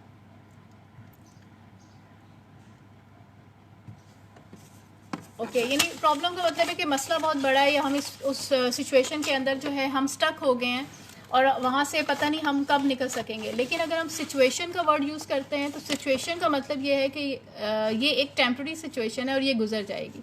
जैसे कि अभी कोविड-19 है, ये एक सिचुएशन है। इस सिचुएशन के अंदर अगर हम समझते हैं कि बहुत बड़ा मसला है, हर वक्त इसके बारे में सोचते रहते तो यकीनी तौर पे हम प्रॉब्लम में रहते हैं, या फिर हम परेशान रहते हैं, या हर वक्त जो ख़बरें आ रही है अगर हम हर वक्त ख़बरें देखते रहेंगे तो हर वक्त हम उसको अपने ऊपर सवार रखेंगे और हम परेशान रहेंगे। या अगर हम अपने रिलेशनशिप को ये प्रॉब्लम समझ लेंगे तो प्रॉब्लम बहुत बड़ा एक वर्ड है, इसका देखने में बहुत बड़ा सा एक इमेज आता है और हमें लगता है कि हम इसमें फंस गए हैं और इस मसले का कोई हल हमें दिखाई नहीं दे रहा होता है। लेकिन सिचुएशन एक लफ्ज़ ऐसा है जो कि टेम्प्रेरी हमें इम्पैक्ट देता है, टेम्प्रेरी, क्योंकि सिचुएशन जो है ये टेम्प्रेरी होती है, ये बदलती रहती हैं। तो सिचुएशन को मैनेज किया जाता है, हल किया जाता है उसमें से हम इजीली निकल आते हैं, क्योंकि वो टेम्प्रेरी है। हमेशा कोई भी चीज़ आ जाती है तो आप उसको देखें कि वो सिचुएशन है, और सिचुएशन को उसके पर्सपेक्टिव में परसीव करें। जैसे अभी कोविड-19 की सिचुएशन के अंदर हम घरों में रह रहे हैं, तो उसके अंदर हमारी क्या तदबीर होनी चाहिए, हमारे क्या, किस तरह से हम अपने डे को स्पेंड करें, हम अपने रिलेशनशिप्स को किस तरह से हेल्दी बनाएं। पहले ये सिचुएशन थी कि हस्बैंड वाइफ एक दूसरे से शिकायत करते थे कि टाइम नहीं देते, घर पे नहीं टाइम गुजारते हैं, और बहुत से कामों में हाथ नहीं बटाते हैं। और अब ये सिचुएशन है कि हस्बैंड हर वक्त घरों में जो रह रहे हैं, जो काम पे घर से काम कर रहे हैं, तो ये होता है कि जी घर पे हर वक्त हैं, और अब हस्बैंड कह रहे हैं कि मुझे कोई काम बताओ ताकि मैं भी घर के काम काज करूँ। और तो सिचुएशन डिफरेंट हो गई है, तो उसके अंदर देखें आपका जो रवैया है वो भी डिफरेंट हो रहा है। तो उसको हेल्दी किस तरह से बनाना चाहिए, हम उसको हेल्दी बना सकते हैं, पॉजिटिवली लेके हम उसे चल सकते हैं। ऑलवेज एंड ऑलवेज अगर हम कहते हैं कि ये चीज़ हमेशा रहती है, या तुमने तो हमेशा ही मेरे साथ ऐसे किया है, तो ऑलवेज जो है वो कुछ नहीं होता है। एक सेकंड में, ये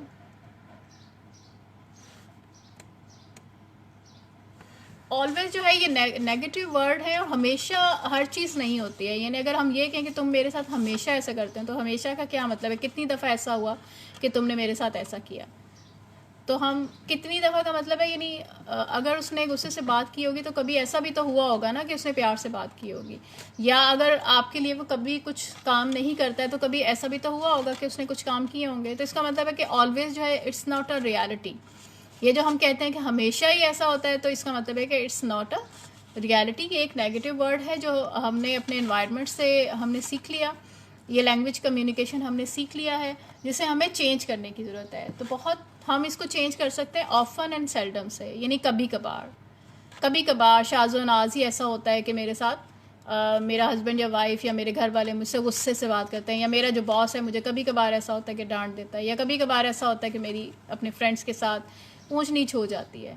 तो कभी कभार जब हुआ था ऐसा, हम उस सिचुएशन को एनालाइज करते हैं कि उसमें क्या हुआ था, क्या बात उसने की थी, और फिर हम उसको डिफरेंट एंगल, वो बात उसने किस वजह से की, हम दोबारा से उसको एनालाइज करते हैं कि क्या रीज़न हो सकता था उसका गुस्से से बात करने का, क्या सिचुएशन हो सकती थी, क्या सिनेरियो हो सकता था, हम उसको फिर से एनालाइज करते हैं ताकि हम उसे तब्दील कर सकें। जी मैं गुस्से का ही बता रही हूँ कि गुस्से में हम ये होता है कि हमारे इमोशंस बहुत ज़्यादा हाई हो जाते हैं, हम चीज़ों के बारे में बहुत ज़्यादा पीक पे सोचने लगते हैं, और गुस्सा एक इमोशन है, आ जाता है और फिर हमें पता नहीं चलता, हम कुछ भी उसके अंदर जो जहन में हमारे पहले से थॉट्स बैठी हुई होती हैं उसके बारे में हम सोच रहे होते हैं, और फिर हम उसी तरह से हम रिएक्ट करते हैं।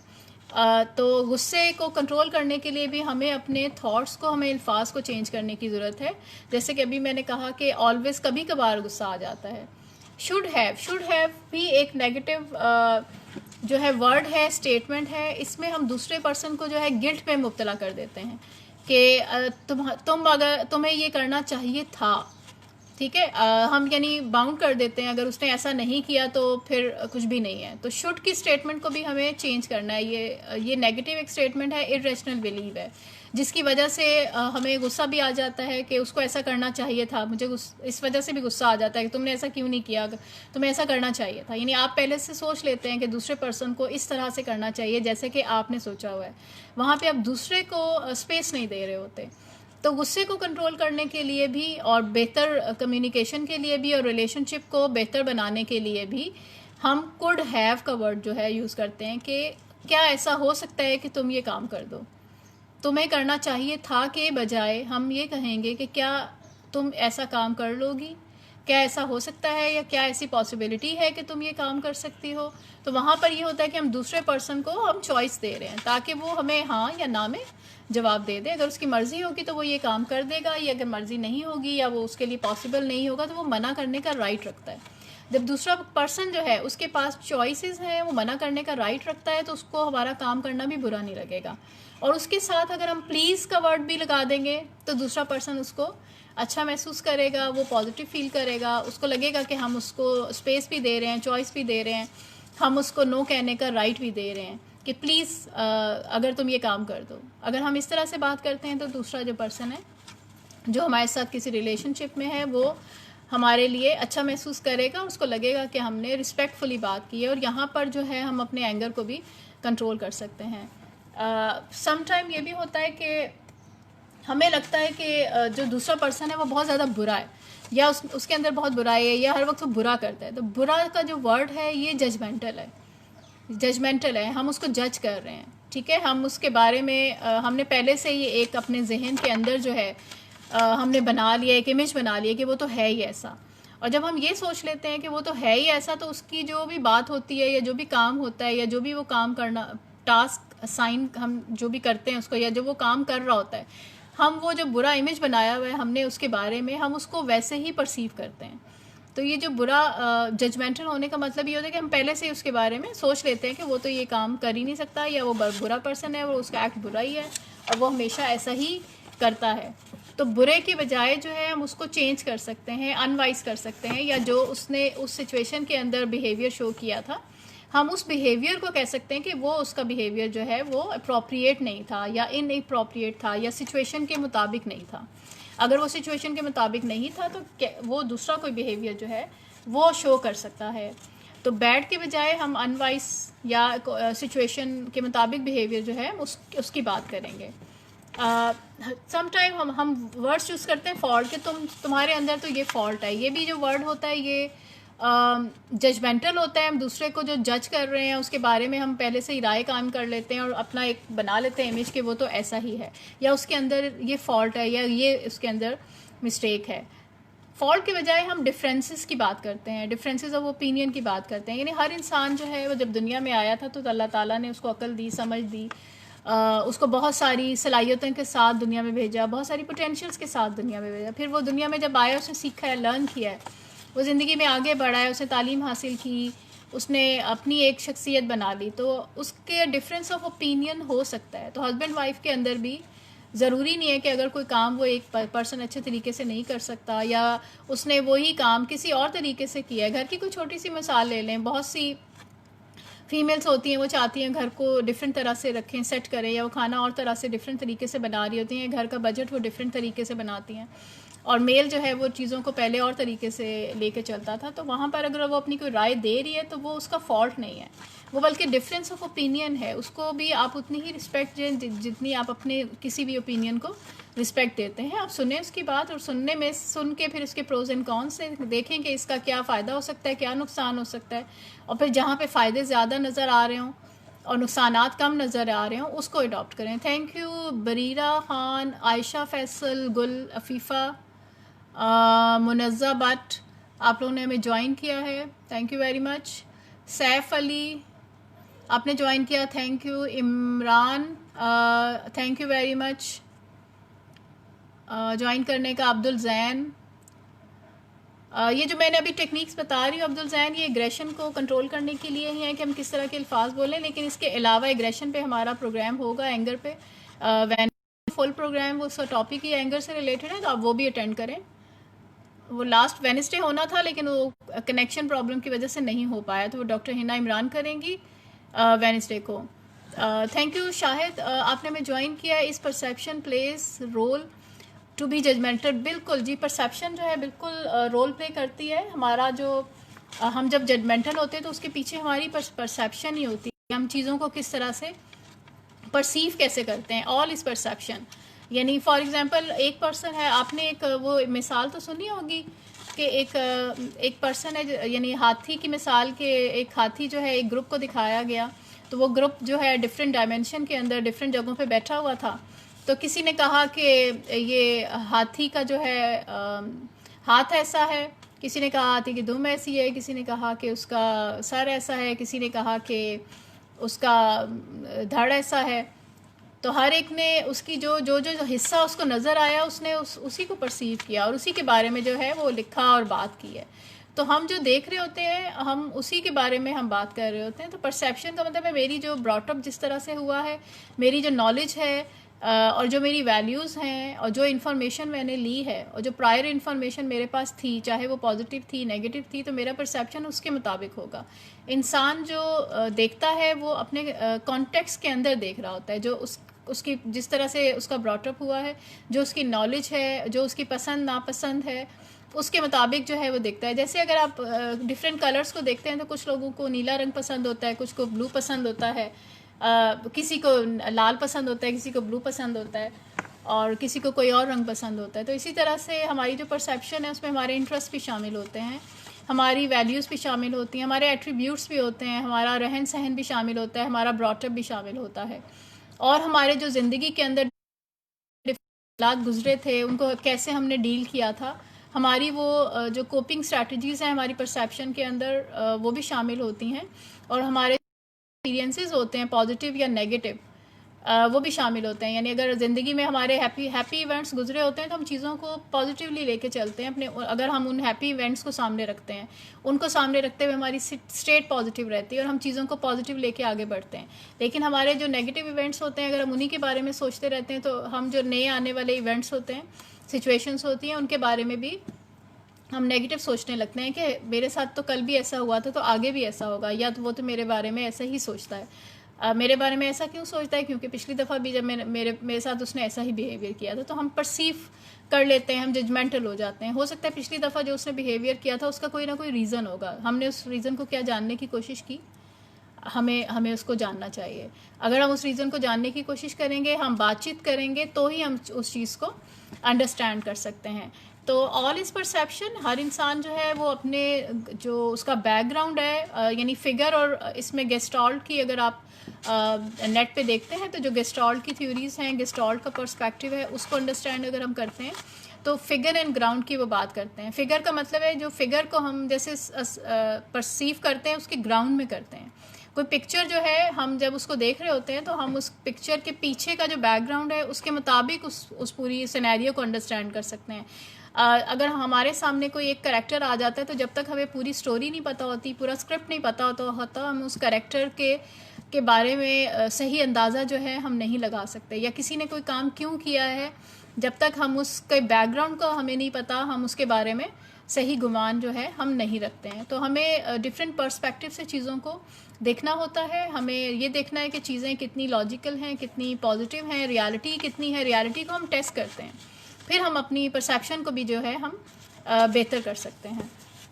तो हम बात कर रहे थे डिफरेंट वर्ड्स की जो कि नेगेटिव है। मिस्टेक्स की हम बात करते हैं तो मिस्टेक्स जो है उससे हमेशा ज़िंदगी में अगर हम ये कहते हैं कि हमसे एक मिस्टेक हो गई है तो अब आगे रिलेशनशिप जो है वो नहीं चल सकता है, या गलती से कोई गलत बात कह दी थी, गुस्सा कर दिया था, या कुछ भी ऐसा, किसी ने कहा कि पैरानॉइड, अस्सलाम वालेकुम, how to deal with paranoid individual in daily life. ये हम इस पे अलग से यानी पूरा शक की यानी एक तो सिंपल होता है, सस्पिशियसनेस होती है, शक होता है कि हम शक एक दूसरे पे कर रहे होते हैं। तो एक दूसरा पैरानॉइड इंडिविजुअल का मतलब है कि कोई ऐसा पर्सन जिसको प्रॉब्लम है पैरानोया का। ये एक बिल्कुल डिफरेंट जो है डिसऑर्डर है। इसके साथ हम अलग से एक प्रोग्राम रख लेंगे ताकि इसको हम और तरह से डील कर सकें, लेकिन ये भी इसमें कम्युनिकेशन का बहुत दखल होता है। और ये पैरानोया जो है, पैरानॉइड पर्सनालिटी डिसऑर्डर या शिज़ोफ्रेनिया के अंदर भी पैरानोया होता है। तो ये एक साइकोलॉजिकल प्रॉब्लम है जिसमें ट्रीटमेंट की ज़रूरत होती है। तो इसको हम सेपरेटली हम डील करेंगे। लेकिन रिलेशनशिप के अंदर जो शक की अगर हम बात कर रहे हैं तो उसमें शक जो है ये पैरानोया को जो है पैरानोया की वजह से जो है रिलेशनशिप के अंदर जो है शक आ सकता है। आप चीज़ों के बारे में शक में मुब्तला हो जाते हैं, दूसरे के ऊपर आप उन चीज़ों के बारे में, दूसरों के बारे में वो कुछ सोचने लगते हैं जो उसने नहीं किया होता। तो इसकी वजह से रिलेशनशिप जो है वो ख़राब होता है, जिसे बेहतर करने के लिए हमें जो है एक दूसरे पे भरोसा करना होता है, चीज़ों के बारे में शेयरिंग करनी होती है। जब हम शेयर करते हैं तो चीज़ें ओपन हो जाती हैं। ओपन होने के बाद जो है फिर शक की इतनी ज़्यादा गुंजाइश नहीं रहती है। लेकिन अगर किसी को आदत है शक करने की तो ये उसकी पार्ट ऑफ पर्सनैलिटी भी हो सकता है, पार्ट ऑफ डिजीज़ भी हो सकता है, जिसके लिए ट्रीटमेंट की प्रॉपर ज़रूरत है। मस्ट अच्छा एक और वर्ड होता है मस्ट, जो हम बहुत ज़्यादा कि लाजमी ऐसा होना चाहिए, लाजमी ऐसा होना चाहिए, ये नहीं हुआ तो कुछ भी नहीं होगा। तो मस्ट को भी हम चेंज कर देते हैं प्रीफर में। हमारी ज़िंदगी में प्रेफरेंसेस होती हैं, यानी मैं ये प्रीफर करता हूँ कि ये काम कर लूँ। हम प्रायोरिटीज़ बना लेते हैं कि अच्छा ये काम करूं और मुझे नहीं पसंद और ये वाला काम मैं नहीं करूंगा। तो उसमें से भी 3 4 4 5 हम प्रायोरिटीज़ सेट कर लेते हैं। नंबर 1 क्या है, 2 क्या है, 3 क्या है, उसमें से फिर हम चूज़ कर लेते हैं, प्रीफर कर लेते हैं कि कौन सी ज़्यादा बेहतर है। लाजमी कुछ नहीं होता। हम या दूसरे को भी नहीं कह सकते कि लाजमी उसको ऐसा करना चाहिए। अगर हम ये कहते हैं तो दूसरा पर्सन सम टाइम उसके लिए तैयार नहीं होता, उसको लगता है कि मेरी उतनी रिस्पेक्ट नहीं है। तो अगर हम प्रेफरेंस पूछेंगे कि वो उसकी चॉइसेस पूछेंगे तो ज़्यादा अच्छा और कंफर्टेबल फील करेगा, उससे आपके जो रिलेशनशिप्स हैं वो बेहतर हो जाएंगे। प्लीज़ का वर्ड जो है ये बहुत यानी हम यूज़ करते हैं अपनी लाइफ में कि would you please do that, क्या आप ये काम कर देंगे। हम दूसरे को एक्सेप्टेंस दे रहे होते हैं, दूसरे की हम रिस्पेक्ट कर रहे होते हैं जब हम प्लीज़ का वर्ड जो है वो यूज़ करते हैं।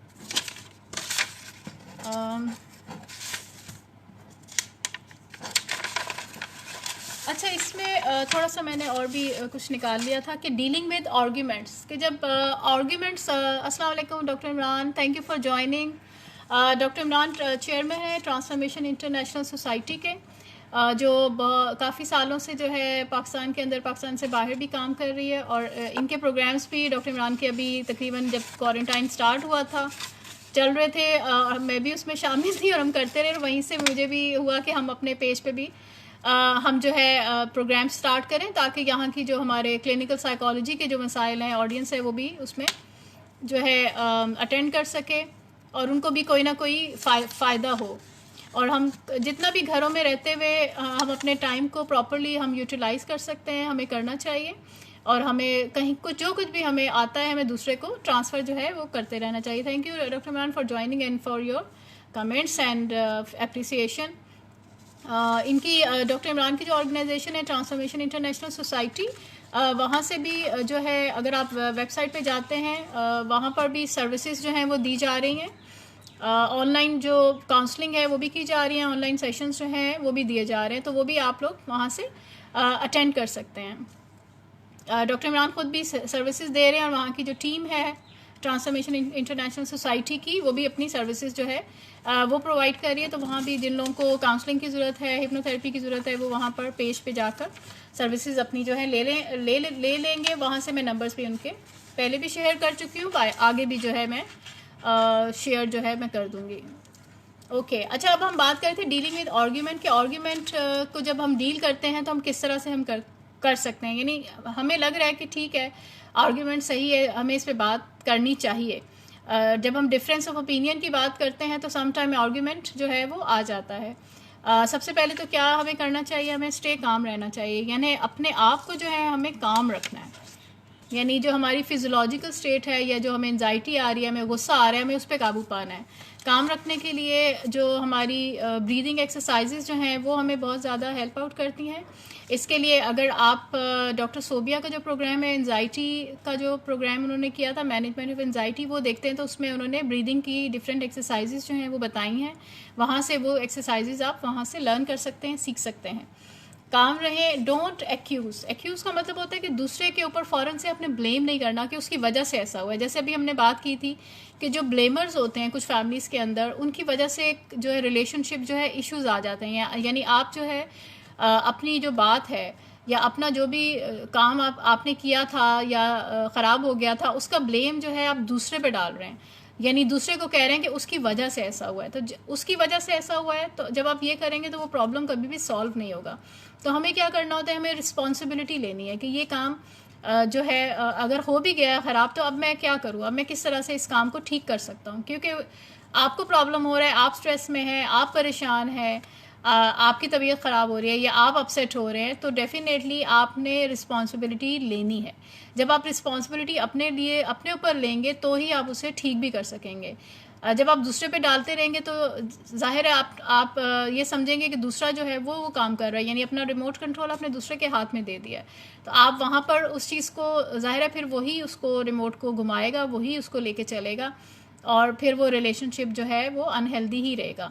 तो जब आप चाहते हैं कि अपने रिलेशनशिप को हेल्दी रखें, पॉजिटिव रखें, अपने आप को काम रखें और अपनी बात जो है वो भी मनवाएं और दूसरे की बात भी मानें, तो उसमें ये है कि आप ब्लेम करना जो है वो छोड़ दें और जो चीज़ों को रिस्पॉन्सिबिलिटी लें कि इसमें से कौन सी ऐसा पार्ट है जो मेरे वसाइल के मुताबिक है या मेरे पास उसके वसाइल हैं और मैं उनको ठीक कर सकता हूँ। आप उन रिसोर्सेज को इस्तेमाल करते हुए जो आपके पास हैं, चाहे वो इंटरनल हो चाहे एक्सटर्नल हो, उनको देखते हुए आप उस प्रॉब्लम को सोल्यूशंस की तरफ लेके जाएं, उसका एनालिसिस करें कि किस तरह से ये प्रॉब्लम जो है हल हो सकता है और उसको आपने हल किया है। और उस वक्त जब आर्ग्यूमेंट हो रहा हो, लड़ाई हो रही हो, झगड़ा हो रहा हो, और दोनों या आपके सामने वाली पार्टी बहुत गुस्से में बोल रही हो, तो आप चाहें तो थोड़ा सा पीछे हट जाएं, स्टेप बैक का फ़ायदा ये होता है कि उस वक्त आप उस झगड़े वाली सिचुएशन है ना, सिचुएशन के बारे में मैंने अभी आपको बताया कि वो टेम्प्रेरी होती है, सिचुएशन चली जाती है। या गुस्सा जो है वो भी आता है क्योंकि वो एक इमोशन है, आता है और फिर उसने उतर जाना होता है। तो जब आपका गुस्सा नीचे उतरेगा, आप थोड़ा सा सोचने समझने के काबिल होंगे, तो फिर आप चीज़ों को डिफरेंट एंगल से, या काम स्टेट में होंगे तो चीज़ों को डिफरेंट एंगल से देख सकेंगे। तो स्टेप बैक आप हो जाइए, पीछे हो जाइए, और फिर आप दोबारा से थोड़ा सा जब आपका इमोशन ठीक हो जाता है या गुस्सा आपका कम हो जाता है, आप थोड़ा सा रिलैक्स फील करते हैं, तो फिर दोबारा से आप आइए और फिर आप कम्युनिकेट करें जिसके साथ भी आपका आर्ग्यूमेंट हुआ है, चाहे वो हस्बैंड वाइफ का रिलेशनशिप हो, चाहे घर के अंदर दूसरे रिलेशनशिप्स हों, चाहे आप ऑफिस के अंदर हैं या फ्रेंड्स के साथ हैं। जब आप गुस्सा, बॉस फॉर एग्जांपल, ये बॉस और एम्प्लॉय के साथ भी रिलेशनशिप होता है, सम टाइम बहुत ज़्यादा गुस्सा करते हैं और आप भी कुछ ना कुछ बोलने लगते हैं जिसकी वजह से रिलेशनशिप्स ख़राब होते हैं और सम टाइम आपकी नौकरी भी चली जाती है या आपको उस तरह से बेनिफिट्स नहीं दिए जाते हैं। तो जिस वक्त बॉस गुस्से में आप खामोश हो जाएं और बाद में जब आप पूरी चीज़ों का एनालिसिस करके जब उनका मूड अच्छा हो तो उस वक्त जाइए और बात कीजिए, कम्युनिकेट करें, और जो भी आपका एनालिसिस है या जो भी बात आप करना चाह रहे हैं उसके बारे में उनको बताइए। या अगर हस्बैंड गुस्से में है और आप उस वक्त खामोश, बीइंग अ वाइफ या बीइंग अ वाइफ आप खामोश हो जाते हैं, उस वक्त अपने आप को काम कर लेते हैं, उस सिचुएशन से थोड़ा हट जाते हैं, तो उसका गुस्सा जब ठंडा हो जाएगा, जब वो अच्छे मूड में होगा, उस वक्त आप उस बात को दोबारा से बताइए कि क्या हुआ था, किस वजह से आपने ये काम इस तरह से किया था। आप सुने, दूसरे की भी सुने और दूसरे को भी मौका दें कि वो आपकी भी सुने।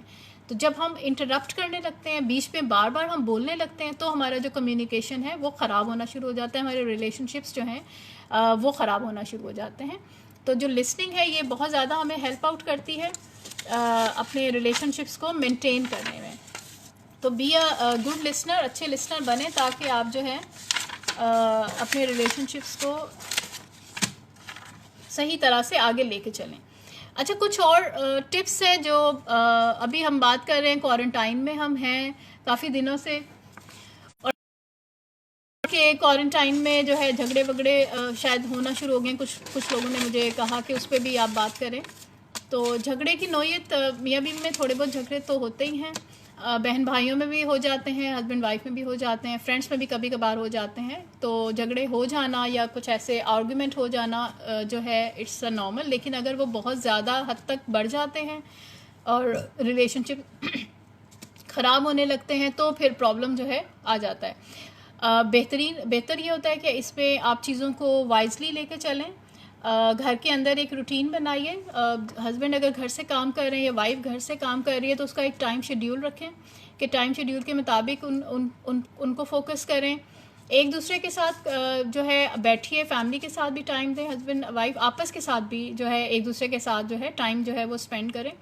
अपनी जो रूटीन, अगर दोनों वर्किंग है तो जो, या अगर एक पर्सन वर्किंग है तो वो अपनी रूटीन लेकर चले, दूसरा उसको इम्पोज ना करे कि वो घर के अंदर है तो जी अब सारा टाइम घर के कामों में ही गुजारना है, कभी कभार तो अब घर पे हैं अब घर के काम ही करें। लेकिन अगर कोई घर से ऑफिस के काम कर रहा है तो वो उसकी ज़ाहिर प्रायोरिटी है और उसको वो करना है, तो उसके लिए स्पेसिफिकली अलग से काम करने दें। वाइफ अगर घर में है और हस्बैंड अपना काम कर रहा है या फारिग भी है तो जो वाइफ की अपनी रूटीन थी वो अपनी रूटीन को उसी तरह से फॉलो रखें और सेपरेटली अलग से टाइम निकाले। अब जो आपको टाइम मिल रहा है दोनों को आपस में रहने का, तो उसमें बातचीत करें। बात कौन सी करें? जो आपकी पास्ट मेमोरीज़ हैं, अच्छे टाइम गुजरे हैं, अच्छी मेमोरीज जो गुजरी हैं उनको रिकॉल करें, अच्छे इवेंट्स गुजरे हैं उनको रिकॉल करें। बहुत दफ़ा ऐसा होता है कि बीवियाँ हस्बैंड से बात करना चाह रही हैं लेकिन वो चूंकि आप बाहर रोज़ाना जा रहे होते हैं या काम पे भी जा रहे होते हैं तो काम से रिलेटेड ही झगड़े जो हैं वो घर ला रहे होते हैं और उन्हीं के बारे में बात हो रही होती है। या वाइफ अगर घर में है तो जो मासी के साथ झगड़ा हो रहा था वो उसके बारे में बात हो रही थी, या सम टाइम फैमिली मेम्बर्स में आपस में सम टाइम झगड़े हो रहे होते हैं तो उसके बारे में बात हो रही होती है। तो उसके जी does delicious food helps in making happy mood of husband? बिल्कुल, फूड जो है वो हैप्पी मूड कर देता है, क्योंकि फूड जो है बेसिकली हमारे जो 5 सेंसेस के अंदर जो है वो चेंजेस ला रहा होता है ना। जो आपका टेस्ट है उससे रिलेटेड जो सेंस है उसके अंदर तब्दीली लाता है। तो अगर आप ये मैंने एक वीडियो भी शेयर की थी बिरयानी बनाते हुए, मैंने 5 सेंसेस की बात की और वो भी शेयर किया, साथ साथ मैंने अपना क्वारंटाइन से रिलेटेड मैसेजेस भी मैंने शेयर कर दिए थे। तो खाना अगर आप बनाते हुए पॉजिटिव सोचते हैं और पसंद का खाना बनाते हैं तो जो भी फैमिली मेम्बर्स हैं, हस्बैंड भी उसमें खुश होगा, उसको अच्छा लगेगा, और जो आपके घर के अंदर बच्चे हैं उनको भी अच्छा लगेगा, पेरेंट्स को भी अच्छा लगेगा।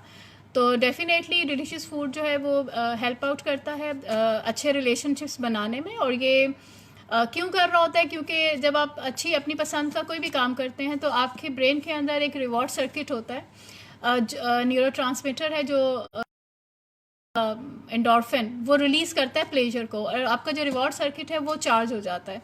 और जब वो रिवॉर्ड सर्किट चार्ज होता है तो आपका जो स्टेट है, मूड है, वो चेंज हो जाता है और आप प्लेजर और अच्छा फील करते हैं।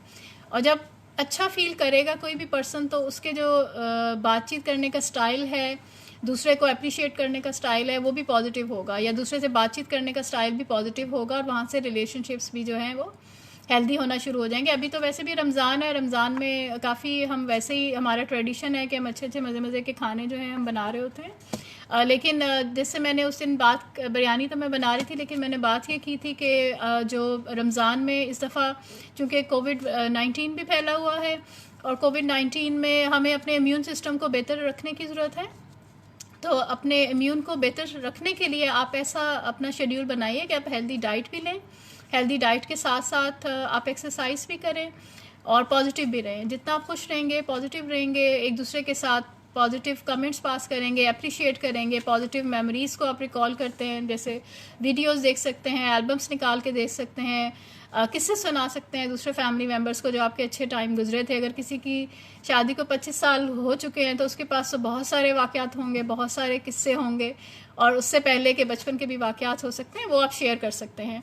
उससे पॉजिटिव रहेंगे तो आपका जो इम्यून सिस्टम है वो बेहतर होगा। डाइट अच्छी रखेंगे, खाने अच्छे खाएंगे, बहुत ज़्यादा मुरगन खाने जो हैं अगर आप नहीं खाते हैं, या बहुत ज़्यादा जो जंक फूड्स होते हैं, या बहुत ज़्यादा जो वीट के साथ जो फूड होता है वो अगर आप लेते हैं, या फैट्स लेते हैं, तो उससे आपका जो इम्यून सिस्टम है वो आपका वीक होता है। तो अपने इम्यून सिस्टम को बेहतर करें, साथ साथ अपने खानों में आप शामिल करें, फूड को शामिल करें, फ्रूट्स को शामिल करें, आप पानी ज़्यादा पिएँ, ग्रीन वेजिटेबल्स जो हैं आप वो शामिल करें उसके साथ, और खजूर का इस्तेमाल करें, तो आपका इम्यून सिस्टम भी जो है वो बेहतर रहता है। और अब रमज़ान के अंदर जो है वैसे ही बरकत का महीना है, अल्लाह ताला से दुआ भी करें कि जो आपके हालात हैं वो बेहतर रहें और आप स्टेबल रहें और काम रहें, और इसी रूटीन को जो है वो आगे लेके चलें।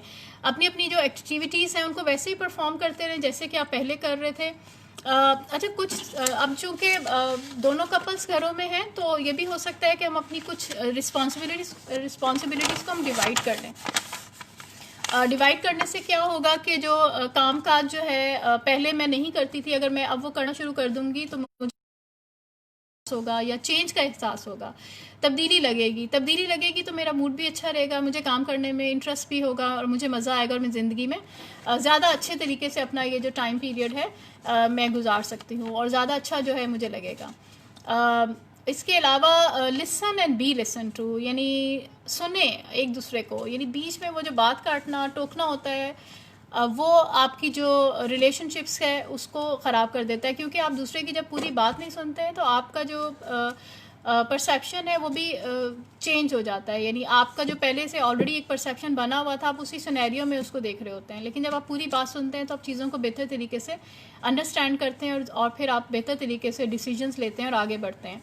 तो माहिरीन के मुताबिक भी, और जो मेरी ऑब्जर्वेशन है, मेरी टीम की भी ऑब्जर्वेशन है, और जो हमारे पास डिफरेंट सवाल भी आ रहे हैं, क्वेश्चंस भी आ रहे हैं, और फीडबैक भी आ रहा है, और जो हम दूसरे लोगों से भी हम बात कर रहे हैं, पता चला कि ये ग्रोथ का पीरियड है।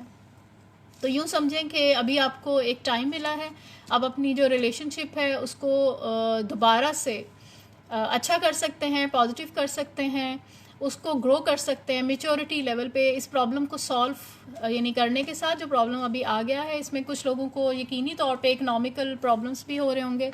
मैं जानती हूँ बहुत सी ऐसी फैमिलीज़ को, हम वैसे भी टीवी पे भी देख रहे हैं कि कारोबार जो है बंद है, डेली वेजेस वाले कमा नहीं पा रहे, तो यकीनी तौर पे वो उस तरह से इकोनॉमिकल रीजंस उनके हो सकते हैं जिसकी वजह से घर के अंदर भी ज़ाहिर है प्रॉब्लम हो सकता है। तो being a human being a Muslim, हमें ज़रूर दूसरों की मदद करनी चाहिए। बहुत से ऐसे फेसबुक पे भी और टेलीविज़न पे भी अकाउंट्स जो हैं वो शेयर किए हैं जहाँ पे हम चैरिटी कर सकते हैं। कल मैंने एक पोस्ट लगाई थी कि मुझे जो है इस ईद पे और रमज़ान में कोई गिफ्ट ना दे फ्रेंड्स और फैमिली, ताकि क्योंकि हमारा एक ट्रेडिशन होता है कि हम गिफ्ट दे रहे होते हैं और हम वो पैसा उन चीज़ों पे खर्च कर देते हैं। तो मैंने ये लिखा कि वो मुझे ना दें और वो पैसा जो है चैरिटी में और डोनेशन में दे दें। तो ये जस्ट एक रैंडम थॉट मेरे माइंड में आई थी और मैंने शेयर कर दी, इसलिए कि पिछले दिनों मेरे फादर ने कहा तुम्हें जोड़ा तो नहीं चाहिए। मैंने कहा नहीं, मुझे इस दफ़ा जोड़ा नहीं, दें आप वो वाले पैसे जो हैं आप किसी गरीब को दे दें।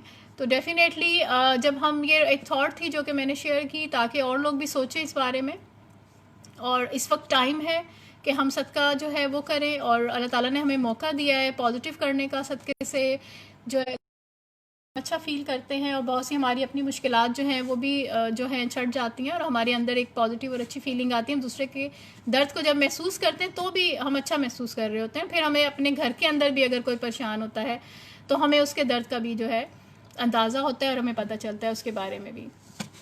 अच्छा, इसके अलावा जो एक और चीज़ है अप्रिसिएशन, दूसरे के तारीफ़ करना, अप्रिशिएट करना। हम बहुत कंजूसी करते हैं सम टाइम। हमने मे बी हम ऐसी सोसाइटी में रहते हैं जहाँ पर बहुत ज़्यादा एक्सप्रेशन नहीं सिखाया जाता या अलाउ नहीं किया जाता, चुप करा दिया जाता है। तो बहुत दफ़ा ऐसा होता है कि हम चीज़ों को एक्सप्रेस नहीं करते हैं। तो एक्सप्रेस करना सीखिए। जो बात अगर किसी की अच्छी लगती है तो उसको अप्रिशिएट करें, तारीफ़ करें। तारीफ़ करने से दूसरा जो है पर्सन जो है वो अपने आप को अहम महसूस करता है।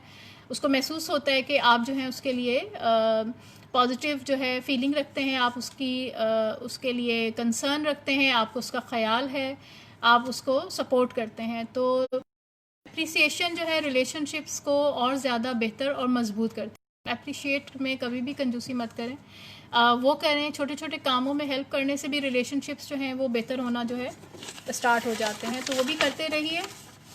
इसके अलावा है वो आप देख सकते हैं डीप ब्रीदिंग की एक्सरसाइजेस ट्वाइस ये ज़रूर कीजिए। थैंक यू डॉक्टर माजिद, आपने 10 किया। अताउल्ला विंगल ने भी उस पर हैं, welcome. Tahmina Khattak welcome. Aban welcome here. अच्छा, बहुत सारे सवाल हैं, मैंने सोचा था मैं एंड में लूँगी, तो मैं थोड़ा सा स्क्रीन को पीछे करके देख लेती हूँ कि कौन से सवालात हैं जो मैं अभी इस वक्त आंसर कर सकती। अच्छा, सलाम, ऐसे घर के बच्चों को कैसे सही किया जा सकता है? अच्छा, बच्चों के ऊपर हमारा प्रोग्राम है जो डॉक्टर सोबिया करेंगी, फ्राइडे को है, आप वो अटेंड कीजिए। Thank you Anisa, thank you Aniza. अगर कोई बहुत बड़ी गलती करे, मसलन उस साल की तमाम शफ़क़तों के बावजूद धोखा दे दे, मगर गलती एक्सेप्ट ही ना करे, माफ़ी ना मांगे, रिश्ते को बेहतर बनाने की ट्राई ही ना करे, सामने वाले की बात सुने, गिरावा ना करे तो क्या करें?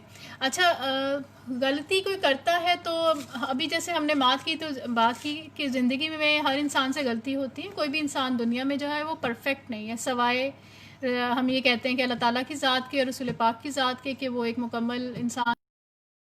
इसके अलावा हर इंसान गलती करता है। गलती ज़रा इंसान सब कुछ सीख के नहीं आता, उसके पास पोटेंशियल्स तो होती है, लेकिन वो आगे दुनिया में आने के बाद अपने एक्सपीरियंसेस से जो है वो सीखता है और फिर उस सीखने में वो बहुत चीज़ें जो है डिफरेंट तरह से कर रहा होता है। तो हम ये कहते हैं कि हमने डिफरेंट तरीक़ों से सीखा कि हम ज़िंदगी में अपने रिलेशनशिप्स को कैसे बनाएं।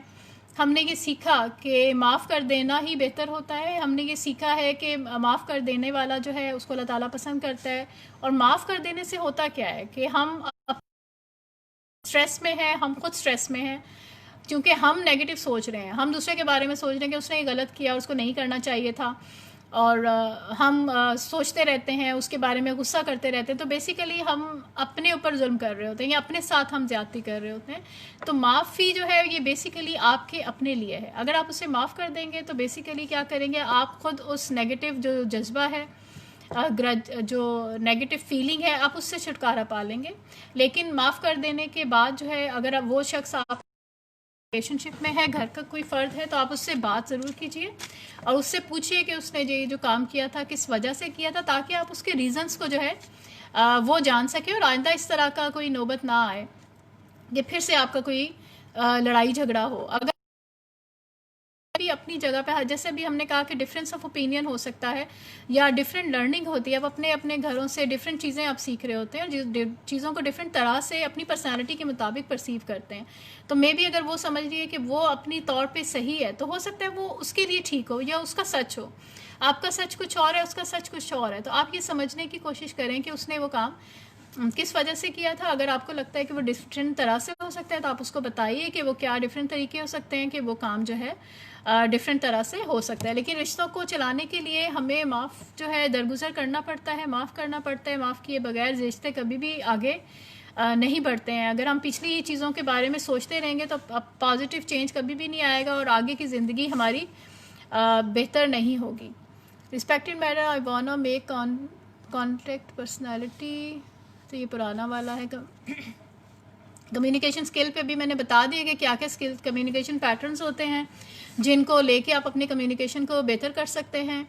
उन्हीं में से एक जो है टोन आपकी बेहतर हो, अल्फाज आप अच्छे इस्तेमाल करें। जब भी मैंने आपको वर्ड्स बताए कि किस तरह से कौन से वर्ड्स आप बोलें, दूसरे को भी मौका दें बात करने का। आप भी जो है मौका यानी खुद भी बात अपनी करें और दूसरा भी आपकी बात को जो है वो सुने।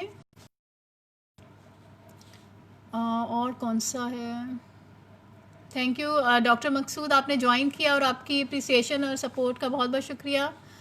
डॉक्टर मकसूद जो है ये हमारे बोर्ड ऑफ जो हमारा गवर्नर्स है उसके मेंबर्स भी रहे हैं और सीनियर फैकल्टी मेंबर हैं कराची यूनिवर्सिटी की।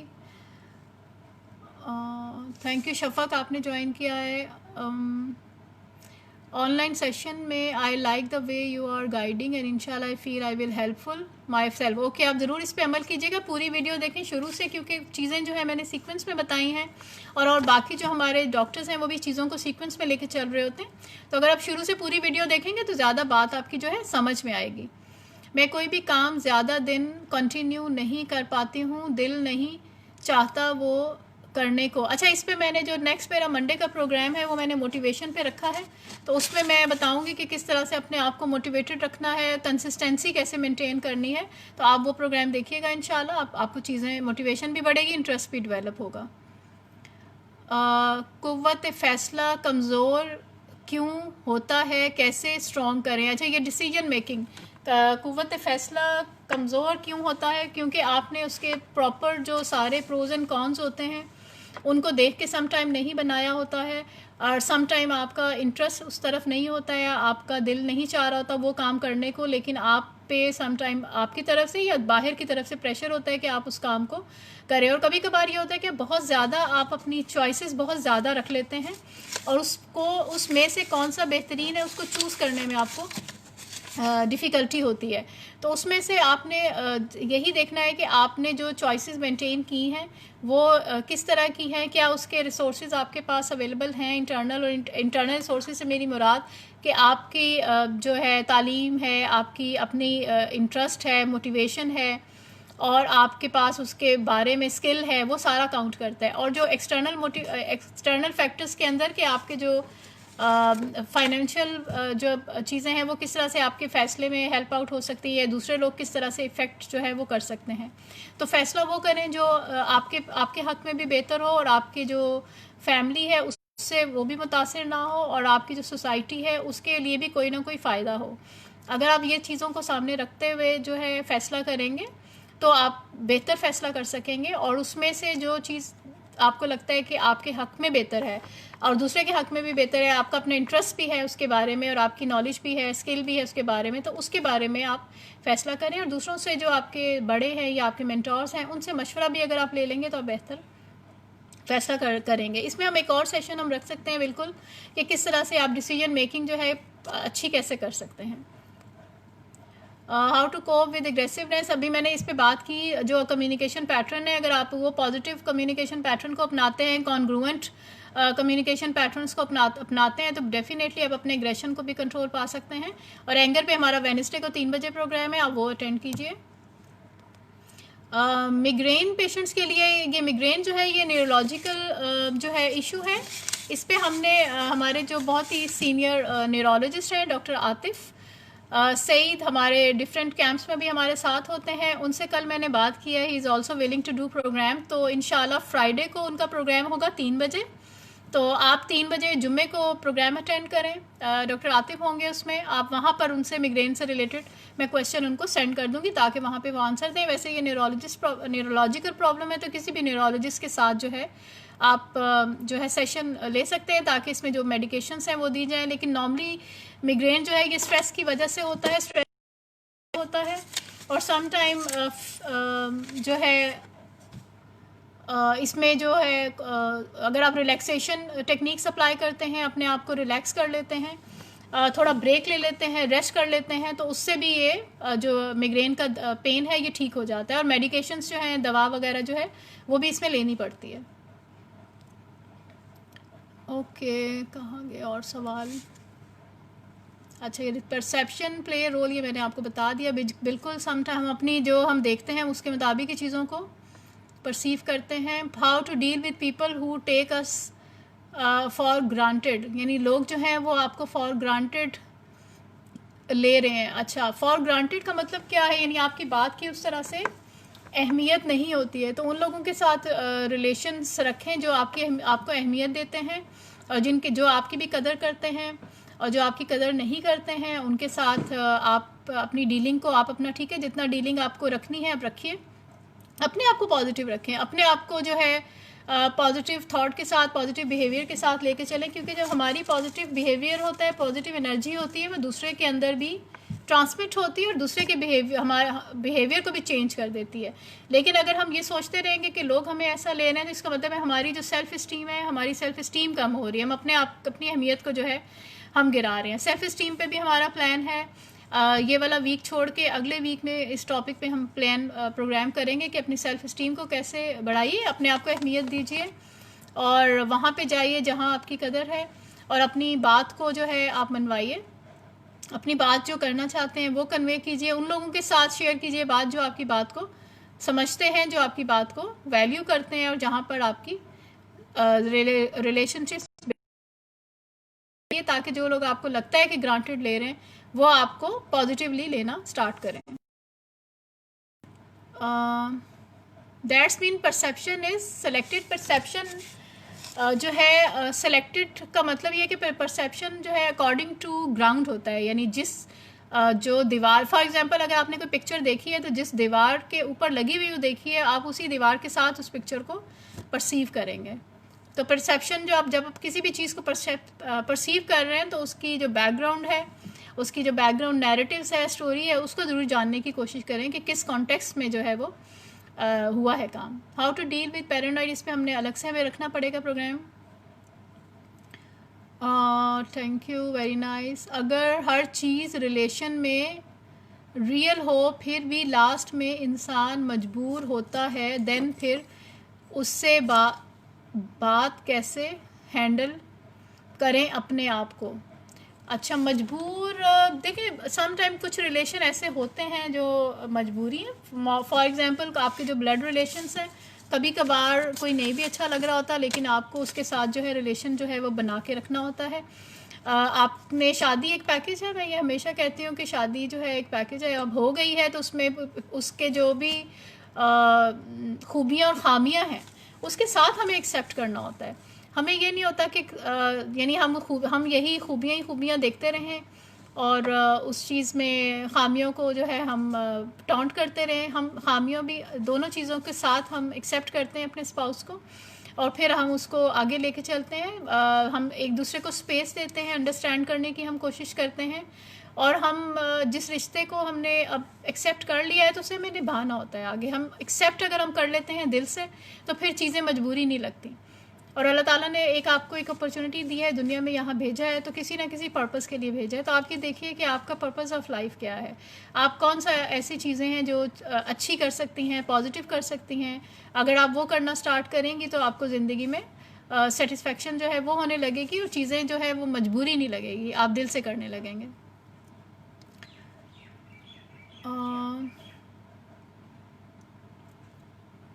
Okay, thank you doctor Imran for your comments. How to deal with people, ये मैंने कर दिया।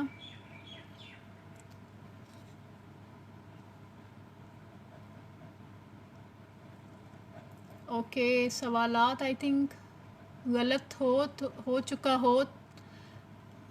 होना है, उसके बाद कैसे रिलैक्स करें। अगर कोई गलती हो जाती है तो आप उसको ठीक कर लेते हैं ना, गलतियों को, यानी कुछ भी गलत नहीं होता। यानी बहुत दफ़ा वो एडिसन की एग्जांपल मैंने अपने पिछले जब मेरा लेक्चर था या मैं ऑनलाइन आई थी जब भी मैंने दी थी, एडिसन ने कहा जब उसने बल्ब बनाया तो उसने कहा कि मैंने 100 तरीक़ों से सीखा कि मैंने बल्ब कैसे बनाया। तो डिफरेंट मेथड्स होते हैं कोई भी काम करने के, रिलेशन बनाने की भी। अगर आपको लग तरीके से बात की थी तो वो इफेक्टिव नहीं थी, रिजल्ट्स अच्छे नहीं आए थे, तो आप दूसरी तरह से बात करके देखिए, किसी और तरीके से चीज़ों को डील करके देखें, दूसरे मेथड्स जो हैं उनको अपना के देखिए ताकि आपको रिजल्ट्स अच्छे आएँ। फिर भी अगर आपको लगता है कि हेल्प की ज़रूरत है तो आप इनबॉक्स कीजिएगा, मैं आपको कुछ अभी जो ऑनलाइन काउंसलिंग लोग कर रहे हैं उनके नंबर्स मैं आपको सेंड कर दूँगी ताकि आप वहाँ से आप सेशंस ले सकें। और रिलैक्सेशन जो टेक्निक्स हैं, ब्रीदिंग एक्सरसाइजेज हैं, जो डॉक्टर सोबिया वाले सेशन हमारा हुआ था एंजाइटी का, उसमें उन्होंने बताई हैं, आप उनको जाके दोबारा दीजिए। जो मेरा पीछे डिप्रेशन वाला सेशन हुआ था वो आप देखिए, तो उसके अंदर भी मैंने डीप ब्रीदिंग की तरीके बताए हैं, वहाँ से आप उन चीज़ों को ले सकते हैं। मुझे थैंक यू जस्ट टिप्स दे रही हैं आप, व्यूज़ की प्रॉब्लम का क्लियर पढ़ने का नहीं कर रही। जी, जैसे मैंने अभी आपसे कहा है कि आप इंडिविजुअल सेशंस ले लीजिएगा, क्योंकि ये ऑनलाइन सेशन जनरल कम्युनिटी के लिए होता है, तो उसमें स्पेसिफिक को हर इंडिविजुअल के मसाइल अलग होते हैं, वो उसी के यानी कॉन्फिडेंशियल भी होते हैं, तो उसके लिए आप सेपरेट अलग से आप सेशंस जो हैं आप मुझे इनबॉक्स कर दें तो मैं आपको नंबर्स जो हैं सेंड कर दूँगी ताकि अलग से आप सेशंस ले लीजिए।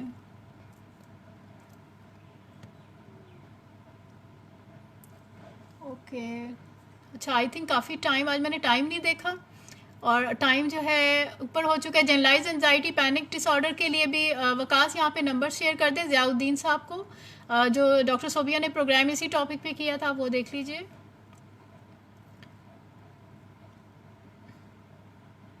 मैं नीट सोचता हूँ और गुस्सा ज़्यादा आता है। जी, गुस्से पे हमारा प्रोग्राम है बुध को, आप वो अटेंड कीजिए ताकि आप इसको जो है गुस्से पे डिफरेंट टेक्निक्स जो हैं वो सॉल्व जो है कर सके। तो इंडिविजुअल जो मसाइल अगर आपको लग रहा है कि यहाँ से समझ नहीं आ रहा, या ऑनलाइन जो अभी हम सेशंस कर रहे हैं उसमें अगर आपको बात मुकम्मल तौर पे समझ नहीं आती तो आप इनबॉक्स कर दीजिए, इंडिविजुअल आप जो है सेशंस जो हैं वो ले सकें।